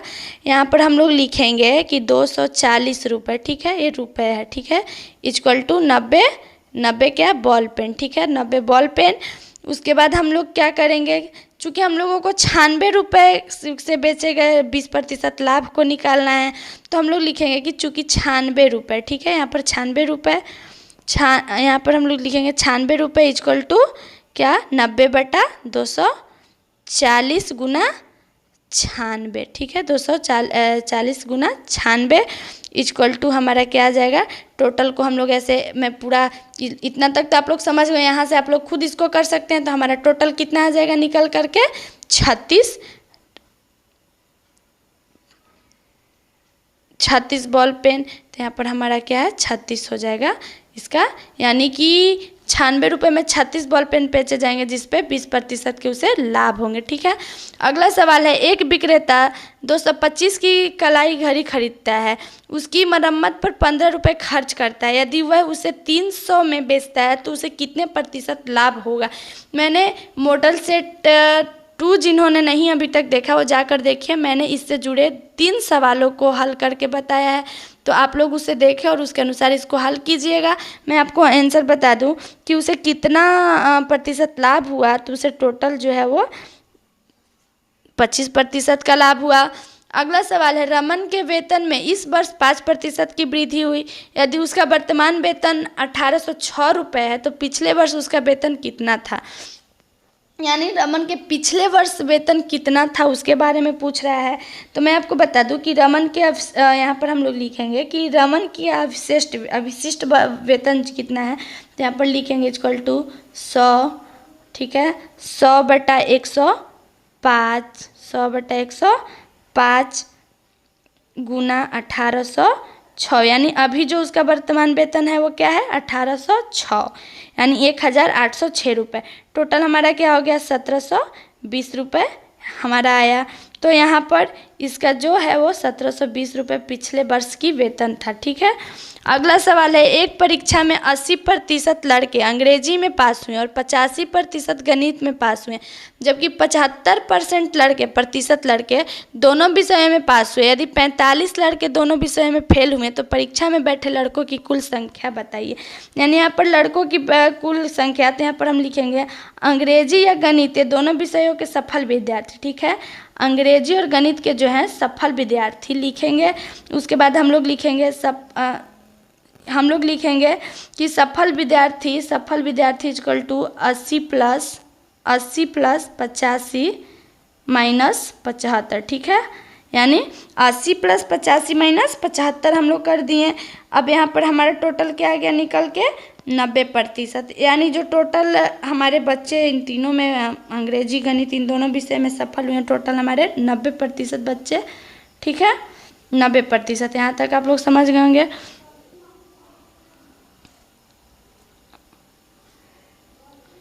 नब्बे प्रतिशत, ठीक है। तो असफल विद्यार्थी इक्वल टू, यहाँ पर हम लोग लिखेंगे कि असफल विद्यार्थी मतलब जो बच्चे परीक्षा में फेल हो गए हैं, तो यहाँ पर हम लिखेंगे उसके बाद 10%, ठीक है।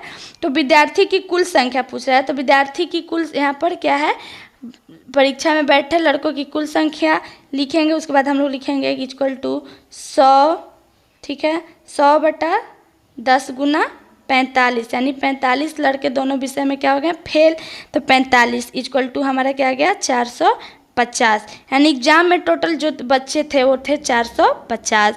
अगला सवाल है 3.6 किलोमीटर घंटा की गति निम्नलिखित में से किसके बराबर है, यानी निम्नलिखित में से किसके बराबर है, तो है 8.5 मीटर से के बराबर है। 200 मीटर लंबी ट्रेन 36 किलोमीटर घंटा की रफ्तार से चलकर एक पुल को पार करने में 55 सेंटीमीटर से लेती है, 55 से लेती है, तो पुल की लंबाई बताइए। यानी यहाँ पर पुल की लंबाई जो है और पूछ रहा है कि पुल की लंबाई क्या होगी, तो यहाँ पर हम लोग लिखेंगे कि ट्रेन की चाल क्या है, वो 36 किलोमीटर है, ठीक है, किलोमीटर घंटा है। तो यहाँ पर हम लोग लिखेंगे कि ट्रेन की चाल इक्वल टू 36 किलोमीटर, ठीक है, यहाँ पर ट्रेन की चाल, लंबी ट्रेन की चाल equal to 36 kilometre.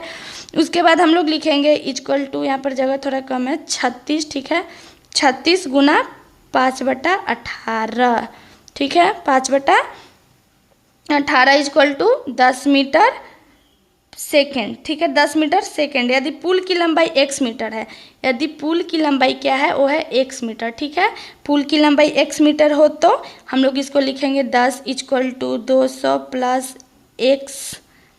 Plus x बटा 55, ठीक है, यहाँ पर क्या है 55, तो यहाँ पर 55 लिखेंगे हम लोग। उसके बाद यहाँ पर इसको मैं फिर से मिटा दूँगी और उम्मीद कर दूँ कि आप लोगों को मेरे पढ़ाए हुए और मेरे समझाए हुए सारे सवाल समझ में आ रहे होंगे।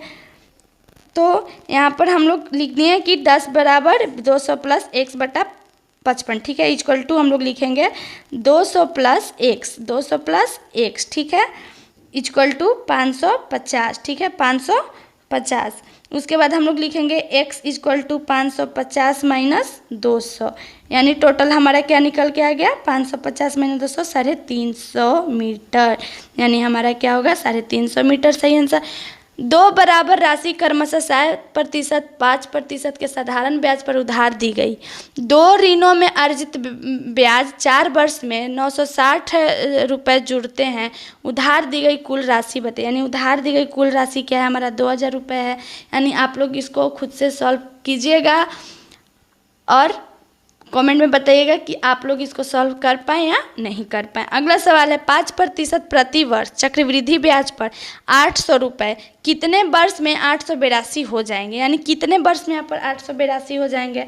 तो मैं आपको बता दूं कि यहाँ पर क्या पूछ रहा है, मिश्र धन और मूलधन, यानी जो हम लोग प्रति वर्ष 5% लगाते हैं और फिर हमें कितने वर्ष में 882 रुपये हो जाएंगे। तो यहाँ पर हम लोग क्या लिखेंगे कि यहाँ पर हम लोग पहले लिखेंगे कि मिश्र धन बराबर मूलधन, यानी जो धन हम लोग ब्याज दिए और ब्याज मिला उसको, उसके बाद यहाँ पर लिखेंगे 1 प्लस दर बटा 100, ये जो है वो दर है, दर बटा 100 ये समय है, ठीक है, समय है। उसके बाद हम लोग लिखेंगे 882, 882 इक्वल टू 800, 800 1 + 5/100, ठीक है, ये है हमारा समय। यहाँ तक आप लोग समझ गए होंगे। यानी कि जो हमारा मिश्र धन है और मूलधन है वो क्या है, 1 + 10/100 यानी समय। तो हम लोग लिखेंगे इसको 882, ठीक है, 882 इक्वल टू 800 यानी 1 + 5/10 समय। उसके बाद यहाँ पर हम लोग लिखेंगे इक्वल टू 882/800, ठीक है, इक्वल टू यहाँ पर लिख देंगे इसको, इसी लाइन का है, यहाँ पर मैं लिख रही हूँ 21/20, क्या है वो समय है, ठीक है, ये हमारा समय है। अब यहाँ पर हमारा जो निकल के आएगा टोटल, वो हमारा निकल के आएगा, यहाँ पर निकल के आएगा 441/400, ठीक है, 441/400 इक्वल टू 21/20 का स्क्वायर, ठीक है, इसका स्क्वायर। उसके बाद 21/20 इसका क्या हो गया, समय, 21/20 समय, टाइम, ठीक है, ये हो गया। तो हम इसको दोनों इसको क्या करेंगे, 21/20 का स्क्वायर करेंगे, इसको काटेंगे तो हमारा क्या आ जाएगा, 2 वर्ष आ जाएगा। अगला सवाल है, 2 मजदूर ए और बी किसी कार्य को क्रमशः 35 दिन और 45 दिन में पूरा कर सकते हैं। शुरू में ए और बी दोनों एक साथ कार्य शुरू करते हैं, हालांकि ए कुछ दिन के बाद कार्य छोड़ देता है और अकेले बी शेष कार्य को 29 दिनों को पूरा करता है। ए और बी एक साथ कितने दिन तक कार्य करते हैं, तो इसमें आपको पूछ रहा है कि ए और बी कितने दिन में कार्य करते हैं, तो ए और बी जो है वो कितने दिन में कार्य करेंगे, तो वो 7 दिन में करेंगे। अगला सवाल हमारा है, 2000 रुपये की धनराशि पर 5% वार्षिक ब्याज दर पर 2 वर्ष की साधारण ब्याज ज्ञात करें। यानी 2 वर्ष की साधारण ब्याज हमें ज्ञात करना है। तो हम लोग लिखेंगे साधारण ब्याज गुना मूलधन गुना समय गुना दर, ठीक है, दर बटा 100, ठीक है। सॉरी, यहाँ पर हम लोग इसको थोड़ा सा बस मैं बोलने में गलती कर रही। साधारण ब्याज इक्वल टू मूलधन गुना समय गुना दर, ठीक है, बटा क्या हो गया, 100, ठीक है। अब हम यहाँ तक इसको आप लोग समझ गए होंगे कि साधारण ब्याज, यानी मैं इसको फिर से एक बार ऐसे एक्सप्लेन कर दूं कि साधारण ब्याज इक्वल टू मूलधन गुना समय गुना दर, ठीक है। अब हो गया है हमारा। अब उसके बाद लिखेंगे इक्वल टू 2000 गुना 2 गुना 5 2 गुना 5 बटा 2 गुना 5 बटा 100, ठीक है, यानी हमारा 200 रुपये, यानी हमारा इसका सही उत्तर क्या होगा, 200 रुपये क्या होगा, साधारण ब्याज ज्ञात होगा, साधारण ब्याज ज्ञात होगा। अगला सवाल है क्वेश्चन नंबर 1 और क्वेश्चन नंबर 103, मतलब क्वेश्चन नंबर 101 और 103 निम्नलिखित प्रत्येक प्रश्न में दिए गए विकल्पों में से संबंधित अक्षर शब्द संख्या चुनना है। यानी कि मैं फिर से एक बार बता रही हूँ कि मैंने इससे जुड़े बहुत सारे सवालों को बताया है, लेकिन मैं फिर से एक बार इसको एक्सप्लेन कर देती हूँ कि यहाँ पर हमें क्या एक दूसरे से ऐसे जुड़ते बनते हुए शब्द और अक्षर संख्या को ज्ञात करना है, संबंधित शब्द को चुनना है। तो मैं यहाँ पर बता दूँ, तैरना, नदी और चट्टान, 3 हमारे पास है। यहाँ पर प्रश्नवाचक चिन्ह है यानी क्वेश्चन मार्क है। यहाँ पर हमारा सही संबंधित कौन सा अक्षर चुनना है, यानी सही जो इससे संबंधित हो, यानी जैसे तैरना, नदी यानी नदी में हम तैरते हैं, उसी तरह से चट्टान क्या है, तो चट्टान से जुड़े सही अक्षर को हमें चुनना है। तो मैं आपको बता दूँ कि हमारा जो हम नदी में तैर सकते हैं उसी प्रकार हम क्या कर सकते हैं, पर्वत पे चढ़ सकते हैं, यानी इसका सही उत्तर क्या होगा, पर्वत, यानी चढ़ना यानी पर्वत पे चढ़ सकते हैं और नदी में तैर सकते हैं। अगला सवाल हमारा है होपफुल, लव होप और इथोनेसिटी, ठीक है। ये हमारे यहाँ पर जो हमारा शब्द है तो इससे जुड़े शब्द को हमें चुनना है। तो मैं आपको बता दूँ कि इसका सही उत्तर कौन सा होगा, तो ये होगा आपका, इसका सही उत्तर होगा 2 नंबर। ठीक है, अगला सवाल है 36, 144 और 49। अब यहाँ पर हमें संख्या चुनना है, सही संख्या। तो सही संख्या यहाँ पर हम लोग चुनना है, तो हम लोग इसको यहाँ पर जो 36 है, तो 36 को कैसे लिखेंगे, 6 गुना 6, यानी 6 का टेबल 6 बार पढ़ेंगे तो हमारा क्या होगा, 36 आ जाएगा। ठीक है, उसी तरह से यहाँ पर हम लोग कर देंगे 6 गुना 6, सॉरी 6, 144 है। ठीक है, तो 144 को हम लोग ऐसे लिख देंगे 6 गुना 2 का स्क्वायर, यानी हमारा क्या आ जाएगा, 144 आ जाएगा।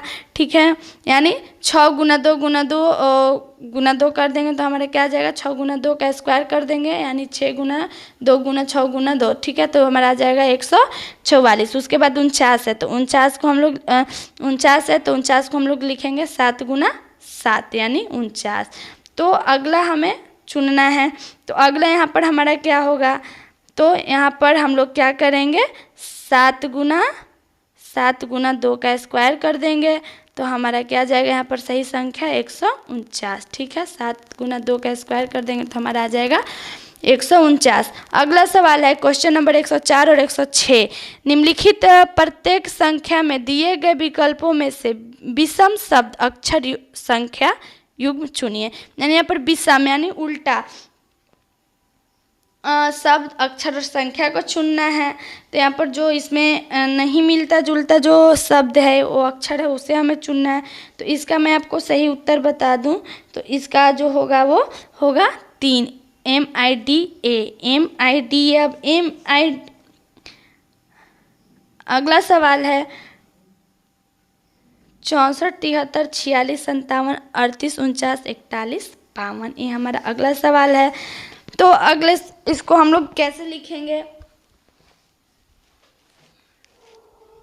तो इसको मैं आपको बता दूं कि इसमें हमें सही अक्षर चुनना है। तो इसमें हमारा सही अक्षर जो होगा, तो इसका सही उत्तर होगा आपका 64, 73। अब 64, 73 कैसे होगा, तो मैं आपको बता दूं कि जैसे हमारा जो है जैसे हमारा तीसरा नंबर जो है, जैसे कि यहाँ पर देख रहे हैं 38 और 49 लिखा गया है, तो इसको 3 + 8, ठीक है, 3 + 8 = 11 अनुपात 4 + 9। ठीक है, तो हमारा टोटल हो गया क्या, 13। ठीक है, 13। उसी तरह से इसका सही उत्तर होगा 64 और 73। अगला सवाल है वर्ग रेखा, वृत्त, चाप रेखा, बिंदु और षष्ठभुज और कोण। यानी यहाँ पर हमें मिलता जुलता जो है वो शब्द को चुनना है।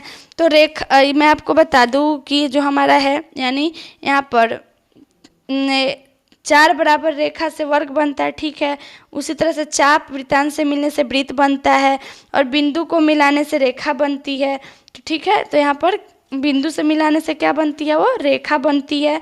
तो ये यहाँ पर जो हमारा सही उत्तर होगा, जो इसमें सही शब्द मिलेंगे, वो हमारा होगा षष्ठभुज कोण, जो कि अलग है। यानी वर्ग रेखा, वृत्त, चाप और रेखा बिंदु, यानी बिंदु के मिलने से रेखा बनता है, वृत्त और चाप के मिलने से वृत्तांश, यानी जैसे कि मैंने आपको बताया वृत्त बनता है। यानी जैसे आपको मैं बता दूं कि वर्ग रेखा यानी रेखाओं 4 बराबर रेखाओं से मिलने से क्या होता है, वर्ग बनता है, और वृत्त और चाप के मिलने से वृत्तांश यानी एक वृत्त बनता है, और बिंदु और रेखा को बिंदुओं को मिलाने से रेखा बनती है। ठीक है, पर षष्ठभुज और कोण जो है वो अलग है।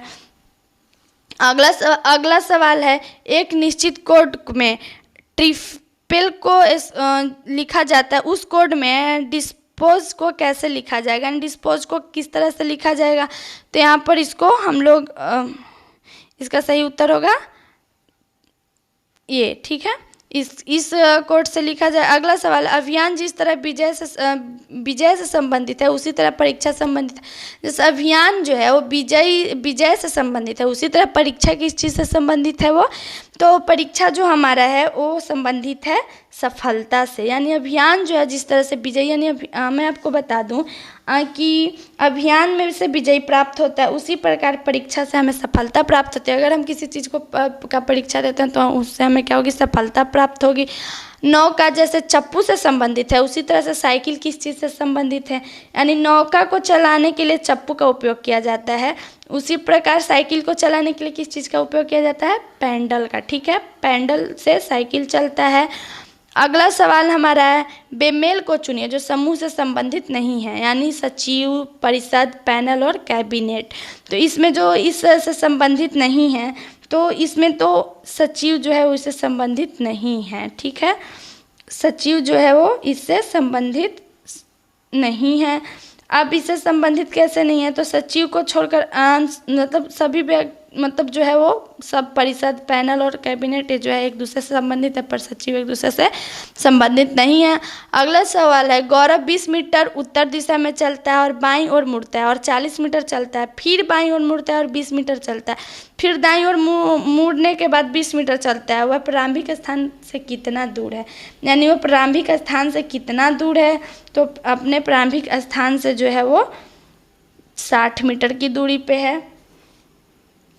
कैसे, तो 20 मीटर उत्तर दिशा में चलता है, 40 मीटर चलता है, ठीक है, फिर बाईं ओर मुड़ता है और 40, फिर वो बाईं ओर मुड़ता है और 20 मीटर चलता है, फिर वो दाईं ओर मुड़ने पर 20 मीटर चलता है। ठीक है, तो अपने प्रारंभिक दिशा से जो है वो 60 मीटर के दूरी पे है। अगला सवाल है, निम्नलिखित शब्दों में से अंग्रेजी शब्दकोश के अनुसार क्रम में लिखे, बाउंड, बाउंस, बंच और बोर्ड। ठीक है, इसके संबंधित क्रम के अनुसार में लिखना है, यानी जैसे कि मैंने आपको बताया कि इसको किस तरह से लिखना है, मैंने पिछले हर वीडियो में बताया है, हर एक मॉडल सेट में इससे जुड़े सवालों को बताया है। तो जैसे कि हम लिखेंगे बोर्ड, बाउंस, बाउंड और बंच। ठीक है, बेंच। ठीक है, ये जो हमारा क्या है वो इसका सही शब्दकोश होगा, यानी इसको हमें सही शब्दकोश के अनुसार बनाना है। तो इसमें हमें सही शब्दकोश कैसे बनाना है, तो पहले जो होगा वो बोर्ड होगा। ठीक है, उसके बाद क्या होगा, बाउंस होगा। ठीक है, उसके बाद क्या होगा, बाउंड होगा, उसके बाद बेंच होगा। ठीक है, तो ये हमारा 4 शब्दकोश जो है वो सही हुआ, यानी 4 2 3 1। ठीक है, 4 पहले हम लोग क्या लिखेंगे, 4 2 1 3 हमारा क्या है, 4 2 1 3 जो हमारा है वो, यानी इसका सही उत्तर शब्दकोश ये होगा। ठीक है, यानी इसको हम लोग लिखेंगे, पहले क्या लिखेंगे, बोर्ड, बोर्ड, फिर हम लोग लिखेंगे क्या, बाउंस, फिर लिखेंगे क्या, बॉन्ड। अब इसी तरह से इसको हम लोग सही शब्दकोश में लिखेंगे। अक्षरों का कौन सा समूह खाली स्थानों पर क्रमवार रखने से दी गई अक्षर श्रृंखला को पूरा करेगी। ठीक है, यहाँ पर कौन सा अक्षर श्रृंखला को रखेंगे जो यह क्रमवार को पूरा करने, खाली स्थान को पूरा करने में पूरा करेगी, श्रृंखला, अक्षर श्रृंखला को पूरा करेगी। तो मैं आपको बता दूं कि यहाँ पर हम लोग ए बी, ठीक है, यहाँ पर ए बी लिखेंगे, फिर ए, उसके बाद फिर बी, फिर ए बी। ठीक है, ए बी है। ठीक है, तो यहाँ पर फिर हम क्या लिखेंगे, ए लिखेंगे। ठीक है ना, तो हमारा सही सवाल क्या होगा, बी बी ए बी, यानी हमारा सही उत्तर जो इसका होगा बी बी ए बी। ठीक है, अगला सवाल है, निम्नलिखित अक्षर श्रृंखला में कितनी बार पी इस प्रकार उपस्थित है कि पी के बाद एनओ आता है, यानी पी कितनी बार उपस्थित है जिसके बाद एनओ आता है। तो यहाँ पर मैं आपको बता दूं कि ये जो है टोटल की उपस्थित जो है वो ए पी एन। ठीक है, यहाँ पर ए पी एन यानी पी एन ओ। ठीक है, उसके बाद फिर उपस्थित है वो एक, यहाँ पर एक उपस्थित है, फिर यहाँ पर है, फिर एक यहाँ पर है, पी एन ओ। ठीक है, तो टोटल कितनी बार उपस्थित है, तो टोटल हमारा जो है वो, टोटल जो हमारा है वो 3 बार उपस्थित है, यानी कि यहाँ पर 3 होगा। ठीक है, अगला सवाल है, नीचे दिए गए 4 समूहों में से उस समूह को ज्ञात कीजिए जो दिए गए समूह को समान है, यानी दिए गए समूह के समान है, यानी ये समूह दिए गए समूह के समान है। तो मैं आपको बता दूं कि यहाँ पर 23 30 37। ठीक है, 23 30 37 है, तो 23 में +7 करेंगे तो क्या आ जाएगा, 30 आ जाएगा। ठीक है, और 30 में +7 करेंगे तो आ जाएगा 37। ठीक है, तो ये हो गया। उसके तो इसका हमारा जो सही इसका होगा, तो ये जो इससे संबंधित समूह है वो है 6, 13, 20। 6, 13, 20 कैसे संबंधित है तो मैं आपको बता दूं, 6 + 7 करेंगे तो हमारा 13 आएगा, और 13 + 7 कर देंगे तो हमारा जो है वो 20 आएगा। तो ये इससे संबंधित है। अगला सवाल है, निम्नलिखित विकल्पों में कौन सा विकल्प नीचे दिए हुए शब्द का सार्थक क्रम दर्शाता है। यानी यहाँ पर सार्थक क्रम दर्शाता है तो है पौधा, फल, बीज, फूल। यानी कैसे दर्शाता है तो मैं आपको बता दूं कि बीज, ठीक है, पहले हम लोग बीज डालते हैं, उससे पौधा होता है, उसके बाद फूल आता है, उसके बाद फल आता है। यानी पहले हम लोग बीज डालेंगे, फिर पौधा आएगा, फिर फूल आएगा और फिर फल आएगा। ठीक है, ये हमारा सही क्रम में दर्शाता है शब्द को। अगला सवाल हमारा है क्वेश्चन नंबर 117 और 119। निम्नलिखित प्रत्येक प्रश्न में एक अनुक्रम दिया है जिसमें एक पद लुप्त है। दिए गए विकल्पों में से वह सही विकल्प चुने जो अनुक्रम को पूरा करेगा। यानी जैसे कि मैंने अभी बताया, तो यहाँ पर हमें सही शब्द को चुनना है जो अनुक्रम को पूरा करेगा। ठीक है, तो इसमें हमें जो पूरा करेगा वो इसका सही मैं आपको उत्तर बता दूं कि जो इसे पूरा करेगा वो है 63। ठीक है, 63 जो है इसको पूरा करेगा। अगला सवाल है YVP WTNURL। ठीक है, ये हमारा क्या है तो मैं आपको बता दूं कि YVP WTN और URL जो है, तो मैं आपको बताऊं कि W के बाद जो आता है Y आता है, WXYZ होता है। ठीक है, तो W के ठीक 2 वर्ड के बाद जो आता है वो क्या आता है, Y आता है। ठीक है, और U जो है वो 2 के पहले। ठीक है, उसी तरह से तो इसका सही आपको मैं उत्तर बता दूं तो SPJ। ठीक है, इसका सही उत्तर ये होगा। अगला यहाँ पर फिर हमें संख्या को चुनना है। 2, 8, 18, 32, 50 है। ठीक है, 2, 8, 18, 32, 50 है। तो यहाँ पर सही शब्द क्या होगा तो 72 होगा। अब 72 कैसे होगा तो ये है, तो 2 में 6 को प्लस करेंगे तो 8। ठीक है, 8 में 10 प्लस करेंगे तो 18, 18 में 14 प्लस करेंगे तो 32, 32 में 18 प्लस करेंगे तो क्या 50, और 50 में 22 को प्लस करेंगे तो 72। यानी मैं आपको समझा दूँ कि यहाँ पर जो है वो हमारा 2 अंक, 2 संख्या का अंतर है। जैसे कि 2 + 6 = 8। ठीक है, 8 + 10 = 18, 18 + 14 = 32, और 32 + 18 = क्या हो गया 50, और 50 + 22 करेंगे तो हमारा क्या आ जाएगा 72। यानी यहाँ पर क्या है 2 शब्द, यानी यहाँ पर 6 के बाद क्या आ गया 4, 6 के बाद यहाँ पर 8 में फिर 10 को प्लस कर दिया, यानी 2 अंक, यहाँ पर 6, फिर यहाँ पर 4, फिर मतलब इसी तरह से जो है हमारा सब अंक बढ़ते गए और फिर यहाँ पर हमारा सही 72 होगा।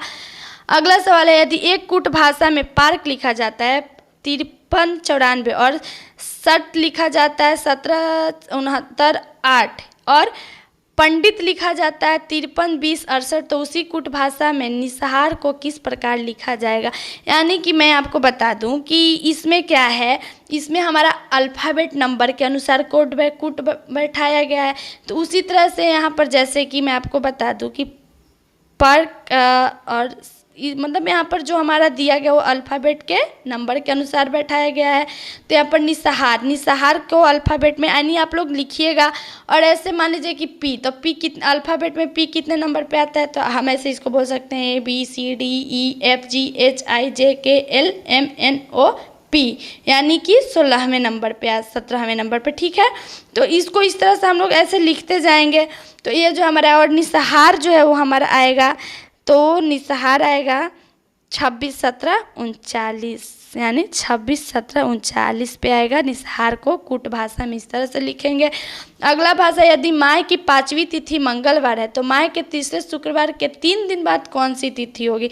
यानी कि मान यहाँ पर पूछ रहा है कि यदि माह की 5वीं यानी तिथि मंगलवार है, ठीक है, तो माह के तीसरे शुक्रवार के 3 दिन पहले यानी तीसरे शुक्रवार के 3 दिन पहले यानी 15 तारीख। ठीक है, तो 3 दिन बाद की तिथि क्या होगी, तो 3 दिन की बाद की तिथि कौन सी होगी, तो होगी हमारी 18। ठीक है, अगला सवाल है, सीमा का छोटा भाई सोहन सीता से आयु में बड़ा है, श्वेता दीप्ति से छोटी है किंतु सीमा बड़ी है, आयु में सबसे बड़ी कौन सी है। यानी कि सीमा सीमा जो है वो सोहन से छोटी है और सीता जो है वो सोहन से बड़ी है, ठीक है। दीप्ति जो है वो श्वेता दीप्ति से क्या है, छोटी है, ठीक है, किंतु सीमा जो है वो बड़ी है। तो यहाँ पर दीप्ति जो है वो सबसे छोटी है, यानी यहाँ पर दीप्ति जो है वो सबसे छोटी है। रहीम और उसके चाचा की आयु में 30 वर्ष का अंतर है। 7 वर्ष बाद यदि दोनों की आयु का योग 66 वर्ष है तो चाचा की आयु क्या होगी, यानी यहाँ पर चाचा की आयु क्या होगी, तो चाचा की आयु जो है वो 41 वर्ष होगी। अब आप लोग इसको सॉल्व कीजिएगा, क्योंकि मैंने इस तरह के बहुत सारे सवालों को बताया। जैसा कि मैंने बताया कि मैं इससे जुड़े मॉडल सेट 1, 2, 3, 4 में इससे जुड़े बहुत सारे प्रश्न को हल करके बताई हूँ। तो आप लोग जाइए, जो अभी तक मेरे वीडियो को नहीं देखा है तो मेरे चैनल पे जाइए और वीडियो को देखिए और उसको समझिए। अगर फिर भी ना समझ में तो आप कमेंट में ज़रूर बताइए, मैं इसको एक्सप्लेन करूँगी।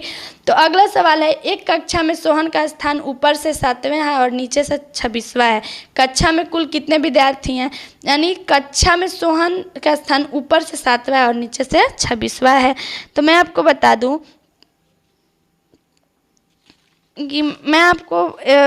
कि जो है वो इसमें 7वें स्थान में पे है और एक कक्षा है, ठीक है, और 7वें स्थान पे है। तो 7 प्लस 26 और कक्षा जो है वो एक है, तो इसमें टोटल हम लोग का जो होगा वो 32 इस कक्षा में विद्यार्थी की कुल संख्या जो है वो 32 हो जाएगा, ठीक है। यानी कि 7 प्लस 26 तो 33, यानी मैं आपको अच्छे से बता दूं कि 7 प्लस 26 करेंगे तो 33 माइनस हमें 1 करना है। 33 माइनस 1 इक्वल टू हमारा ये है जो 32, तो हमारा टोटल विद्यार्थियों का संख्या 32 है। अगला सवाल है सी माता है ए और बी की, ठीक है। सी जो है वो ए और बी की माता है। यदि डी पति है बी का, ठीक है, अगर डी पति है बी का तो सी कौन है, डी की, ठीक है। यानी सी माता है ए और बी की, ठीक है, तो डी पति है बी का, तो सी जो है वो कौन है, तो सी जो है वो सास है, ठीक है। अगला सवाल है, यदि ए बराबर 1 ए सी ई बराबर 9 तो ए बराबर ए तो ए सी बराबर 9 तो 8 बराबर क्या, ठीक है, यहाँ पर ये है। तो मैं आपको समझा दूँ कि ये जो है वो पहले स्थान पे है, ठीक है। यहाँ पर अब ए सी ई है, ठीक है, तो ए है पहले स्थान पे प्लस ए बी सी है तीसरे स्थान पे प्लस और ई क्या है A B C D E, ये किस स्थान पे है, ये है ई जो है वो 5वें स्थान पे, इसको ऐड कर दिए हैं। तो 1 + 3 4 और 4 + 5 = 9, ठीक है। अब यहाँ पर आ गया 8, ठीक है, 8, तो 8 क्या है, ए है पहले स्थान पे प्लस करेंगे। अब आर जो है वो 18वें स्थान पे है और टी जो है वो 20वें स्थान पे है। तो 20 +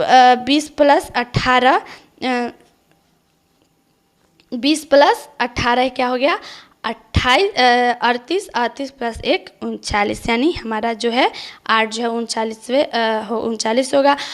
दिए हुए विकल्पों में से वह शब्द चुनिए जो नीचे दिए गए शब्द को शामिल अक्षरों से बन सकता है। डिक्शनरी, यानी डिक्शनरी किस शब्द के शामिल होने से बन सकता है। तो मैं आपको बता दूं कि ये जो है वो आपका डायरी शब्द के शामिल अक्षरों से बन सकता है। अगला सवाल हमारा, दिए हुए विकल्पों में से वह शब्द चुनिए जो दिए गए शब्द अक्षरों का प्रयोग करके नहीं बनाया जा सकता, यानी सिग्नेचर। यानी सिग्नेचर में कौन सा शब्द का प्रयोग नहीं करके बनाया जा सकता है। यानी मैं आपको बता दूं कि इसमें आपका जो है वो साइड का प्रयोग शब्द का प्रयोग नहीं करके बनाया जा सकता। यदि सिंडिकेट लिखा जाता है सैंडिकल तो फिजियोथिक किस प्रकार लिखा जा सकता है, ठीक है। तो मैं आपको बता दूं कि ये जो है वो इस तरह से लिखा जाएगा। अगला सवाल है, नीचे पहली पंक्ति में कुछ अक्षर दिए गए और उनके नीचे दूसरी पंक्ति में अंक दिए गए। अंक और अक्षर के एक दूसरे से कूट है। दिए गए संख्या समूह को सही अक्षर कूट चुनिए, यानी यहाँ पर सही अक्षर कूट चुनना है। तो इसका सही अक्षर कूट जो होगा ZQMDEJ, ठीक है। अगला सवाल है क्वेश्चन नंबर 131 और 132, निम्नलिखित प्रत्येक प्रश्न में दिए गए विकल्पों में से लुप्त संख्या ज्ञात करना है। यानी लुप्त संख्या को ज्ञात करना है। तो लुप्त संख्या हम लोग कैसे ज्ञात करेंगे, इससे भी मैंने जुड़े बहुत सारे सवालों को बताया, लेकिन फिर से मैं एक बार आज इसको समझा देती हूँ। तो मैं आपको समझा दूँ कि हमारा जो है वो यहाँ पर इसको हम लोग इस तरह से लिख सकते हैं कि ये पहला कॉलम जो हमारे ये है, तो इसको हम लोग ऐसे लिख सकते हैं कि 21 माइनस 5 इक्वल टू 16। ठीक है, 16 गुना 6 इक्वल टू 96, यहाँ 96 है। ठीक है, उसके बाद हमारा दूसरा कॉलम है यहाँ। ठीक है, तो इसको हम लोग इस तरह से लिख सकते हैं कि 32 माइनस 7 इक्वल टू 25 और 25 गुना 4 इक्वल टू 100। ठीक है, यानी ये हमारा 100 हो गया। ठीक है, अब उसी तरह से यहाँ पर हमें चुनना है इसका, तो मैं इसको भी बता देती हूँ आपको। आप उम्मीद करती हूँ कि आप लोगों को समझ में आ रहा होगा। तो यहाँ पर हमारा लुप्त संख्या अंक ज्ञात करना है। तो मैं आपको बता दूँ कि यहाँ पर जो हमारा प्रश्नवाचक है, ठीक है, यानी कि यहाँ पर 132 6 3। ठीक है, तो यहाँ पर हम लोग क्या करेंगे, प्रश्नवाचक -3। ठीक है, यहाँ पर क्वेश्चन मार्क है, उसके बाद -3 गुना 6। ठीक है, -3 गुना 6 इक्वल टू 132। ठीक है, तो यहाँ पर हम लोग लिखेंगे कि क्वेश्चन मार्क -3 इक्वल टू 132 बटा 6 इक्वल टू 22। ठीक है, तो इसका सही 22। उसके बाद हम लोग क्या करेंगे, 22 प्लस 23 कर देंगे, तो हमारा क्या आ जाएगा 25। तो यहाँ पर इसका सही आंसर क्या होगा, सही आंसर इसका होगा वो होगा 25। अगला सवाल हमारा है 5 7 6 25 49 7 5 6। यहाँ पर फिर हमें लुप्त अंक ही चुनना है, यानी जैसे कि मैंने अभी चुना उसी तरह से आपको चुनना है। तो इसका जो होगा वो यहाँ पर लुप्त संख्या 36 होगा। अब 36 कैसे होगा मैं आपको ये बता दूँ, तो यहाँ पर आपका होगा 5 गुना 5 इक्वल टू 25, यानी 5 और 5 को गुना किए तो 25, 7 और 7 को गुना किए तो 49, और 6 को गुना करेंगे तो हमारा 36 आ जाएगा। अगला सवाल है प्रश्न नंबर 133 और 134। निम्नलिखित प्रत्येक प्रश्न में कुछ समीकरण को एक विशेष प्रणाली के आधार पर हल किया गया है, इसी आधार पर अतिरिक्त समीकरण सही उत्तर ज्ञात कीजिए। तो इसका सही उत्तर होगा आपका 748। अगला सवाल है यदि 782 इक्वल टू 20 और 671 इक्वल टू 17 तो 884 इक्वल टू, यानी यहाँ पर फिर हमें लुप्त अंक ही ज्ञात करना है। तो इसका लुप्त अंक जो है वो होगा 23।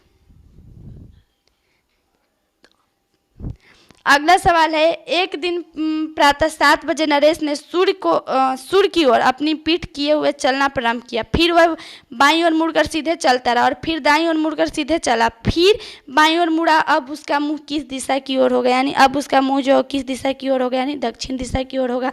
अगला सवाल है एक साइकिल सवार 30 किलोमीटर उत्तर की ओर जाता है और फिर पूर्व की ओर मुड़कर 40 किलोमीटर जाता है और फिर से अपनी दाईं ओर मुड़कर 20 किलोमीटर जाता है। इसके पश्चात वह अपनी दाईं ओर मुड़कर 40 किलोमीटर जाता है। वह अपने प्रारंभिक स्थान से कितनी दूरी पर है, तो अपने प्रारंभिक स्थान से 10 किलोमीटर के दूरी पर है। अगला सवाल है दिए गए समीकरण को संतुलित करने तथा चिन्हों को प्रतिस्थापन के लिए गणितीय चिन्हों को सही क्रम में चुनिए, यानी यहाँ पर सही क्रम में चुनना है।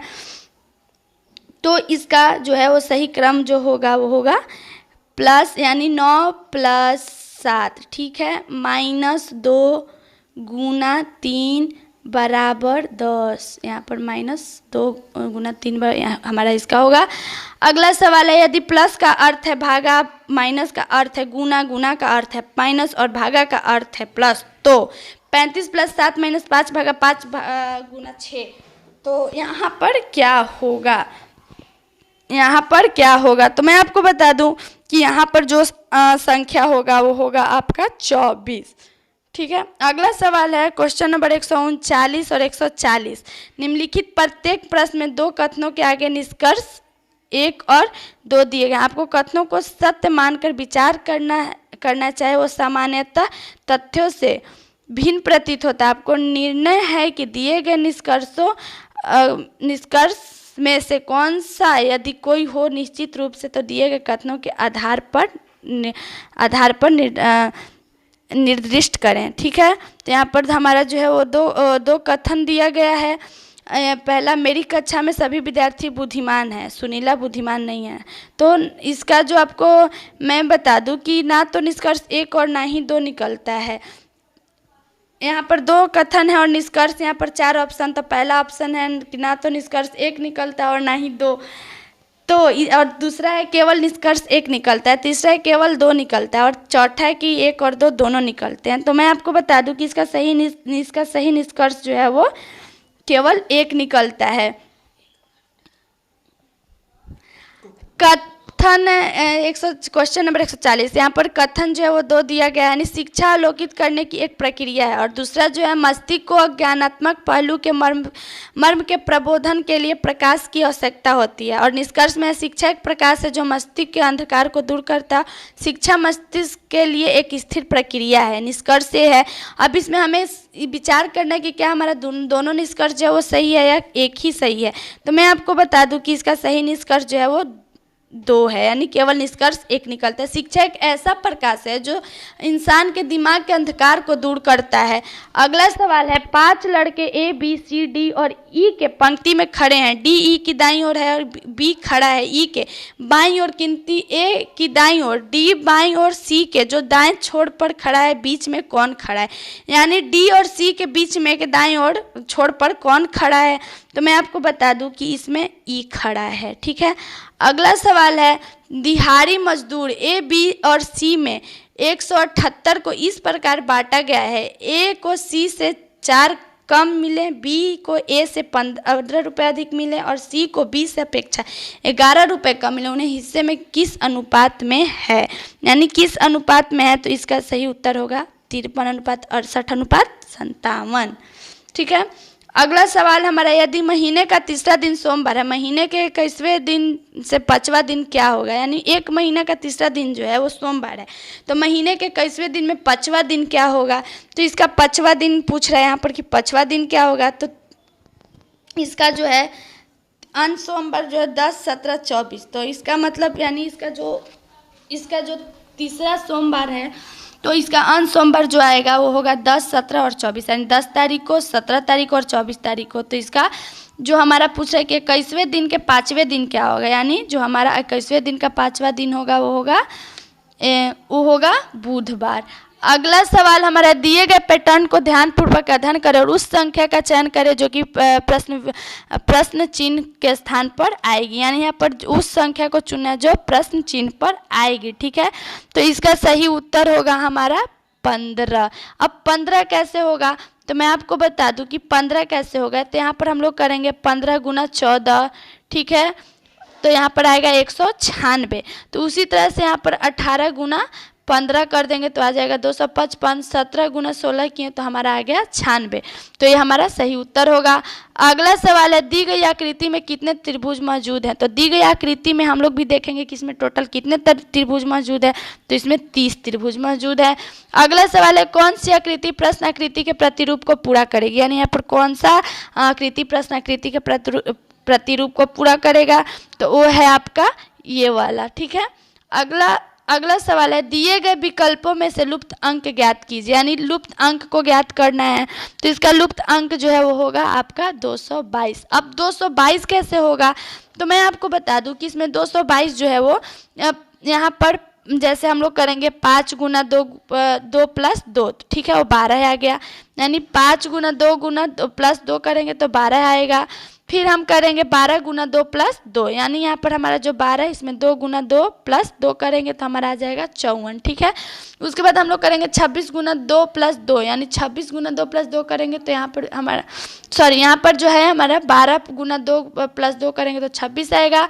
फिर 26 गुना 2 प्लस 2 करेंगे तो जो है 54 आएगा। और 54 गुना 2 प्लस 2 करेंगे तो 110 आएगा। ठीक है। 110 गुना 2 प्लस 2 करेंगे तो 122 आ जाएगा। अगला सवाल है, एक ही पासे की 2 अलग अलग स्थितियों को नीचे दर्शाया गया है जिसके 6 फलकों पर 1 से 6 संख्या अंकित है। एक संख्या वाले फलक के सामने वाली संख्या ज्ञात करना है, यानी सामने वाली संख्या ज्ञात करना है। तो इसका सही उत्तर होगा हमारा जो है वो 3, 2। ठीक है। अगला सवाल है, दिए गए पैटर्न को ध्यान से पढ़े और उस संख्या को चयन करें जो इसमें प्रश्नवाचक चिन्ह के स्थान पर आ सकती है।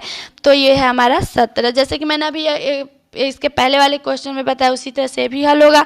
अगला सवाल है, उस आकृति का चयन करें जो निम्न आकृति श्रृंखला प्रश्नवाचक चिन्ह के स्थान पर आएगी, यानी वो आएगी हमारी ये आकृति जो है वो प्रश्नवाचक चिन्ह पर आएगी। वीडियो के आखिर में मैं बोलना चाहती हूँ कि अगर मुझसे बोलने में या बताने में, किसी चीज़ को अच्छे से समझाने में, मुझसे अगर किसी शब्द को बोलने में गलती हो गई हो तो उसके लिए मुझे आप लोग माफ़ कीजिएगा। और उम्मीद करती हूँ कि आप लोगों को मेरा पढ़ाई हुआ समझ में आ रहा है। अगर आप लोगों को समझ में आ रहा है तो आप मेरे चैनल को लाइक और सब्सक्राइब ज़रूर कीजिएगा और कमेंट में ज़रूर बताइएगा कि आप रोज़ कितने प्रश्नों को सॉल्व कर ले रहे हैं। और थैंक यू सो मच।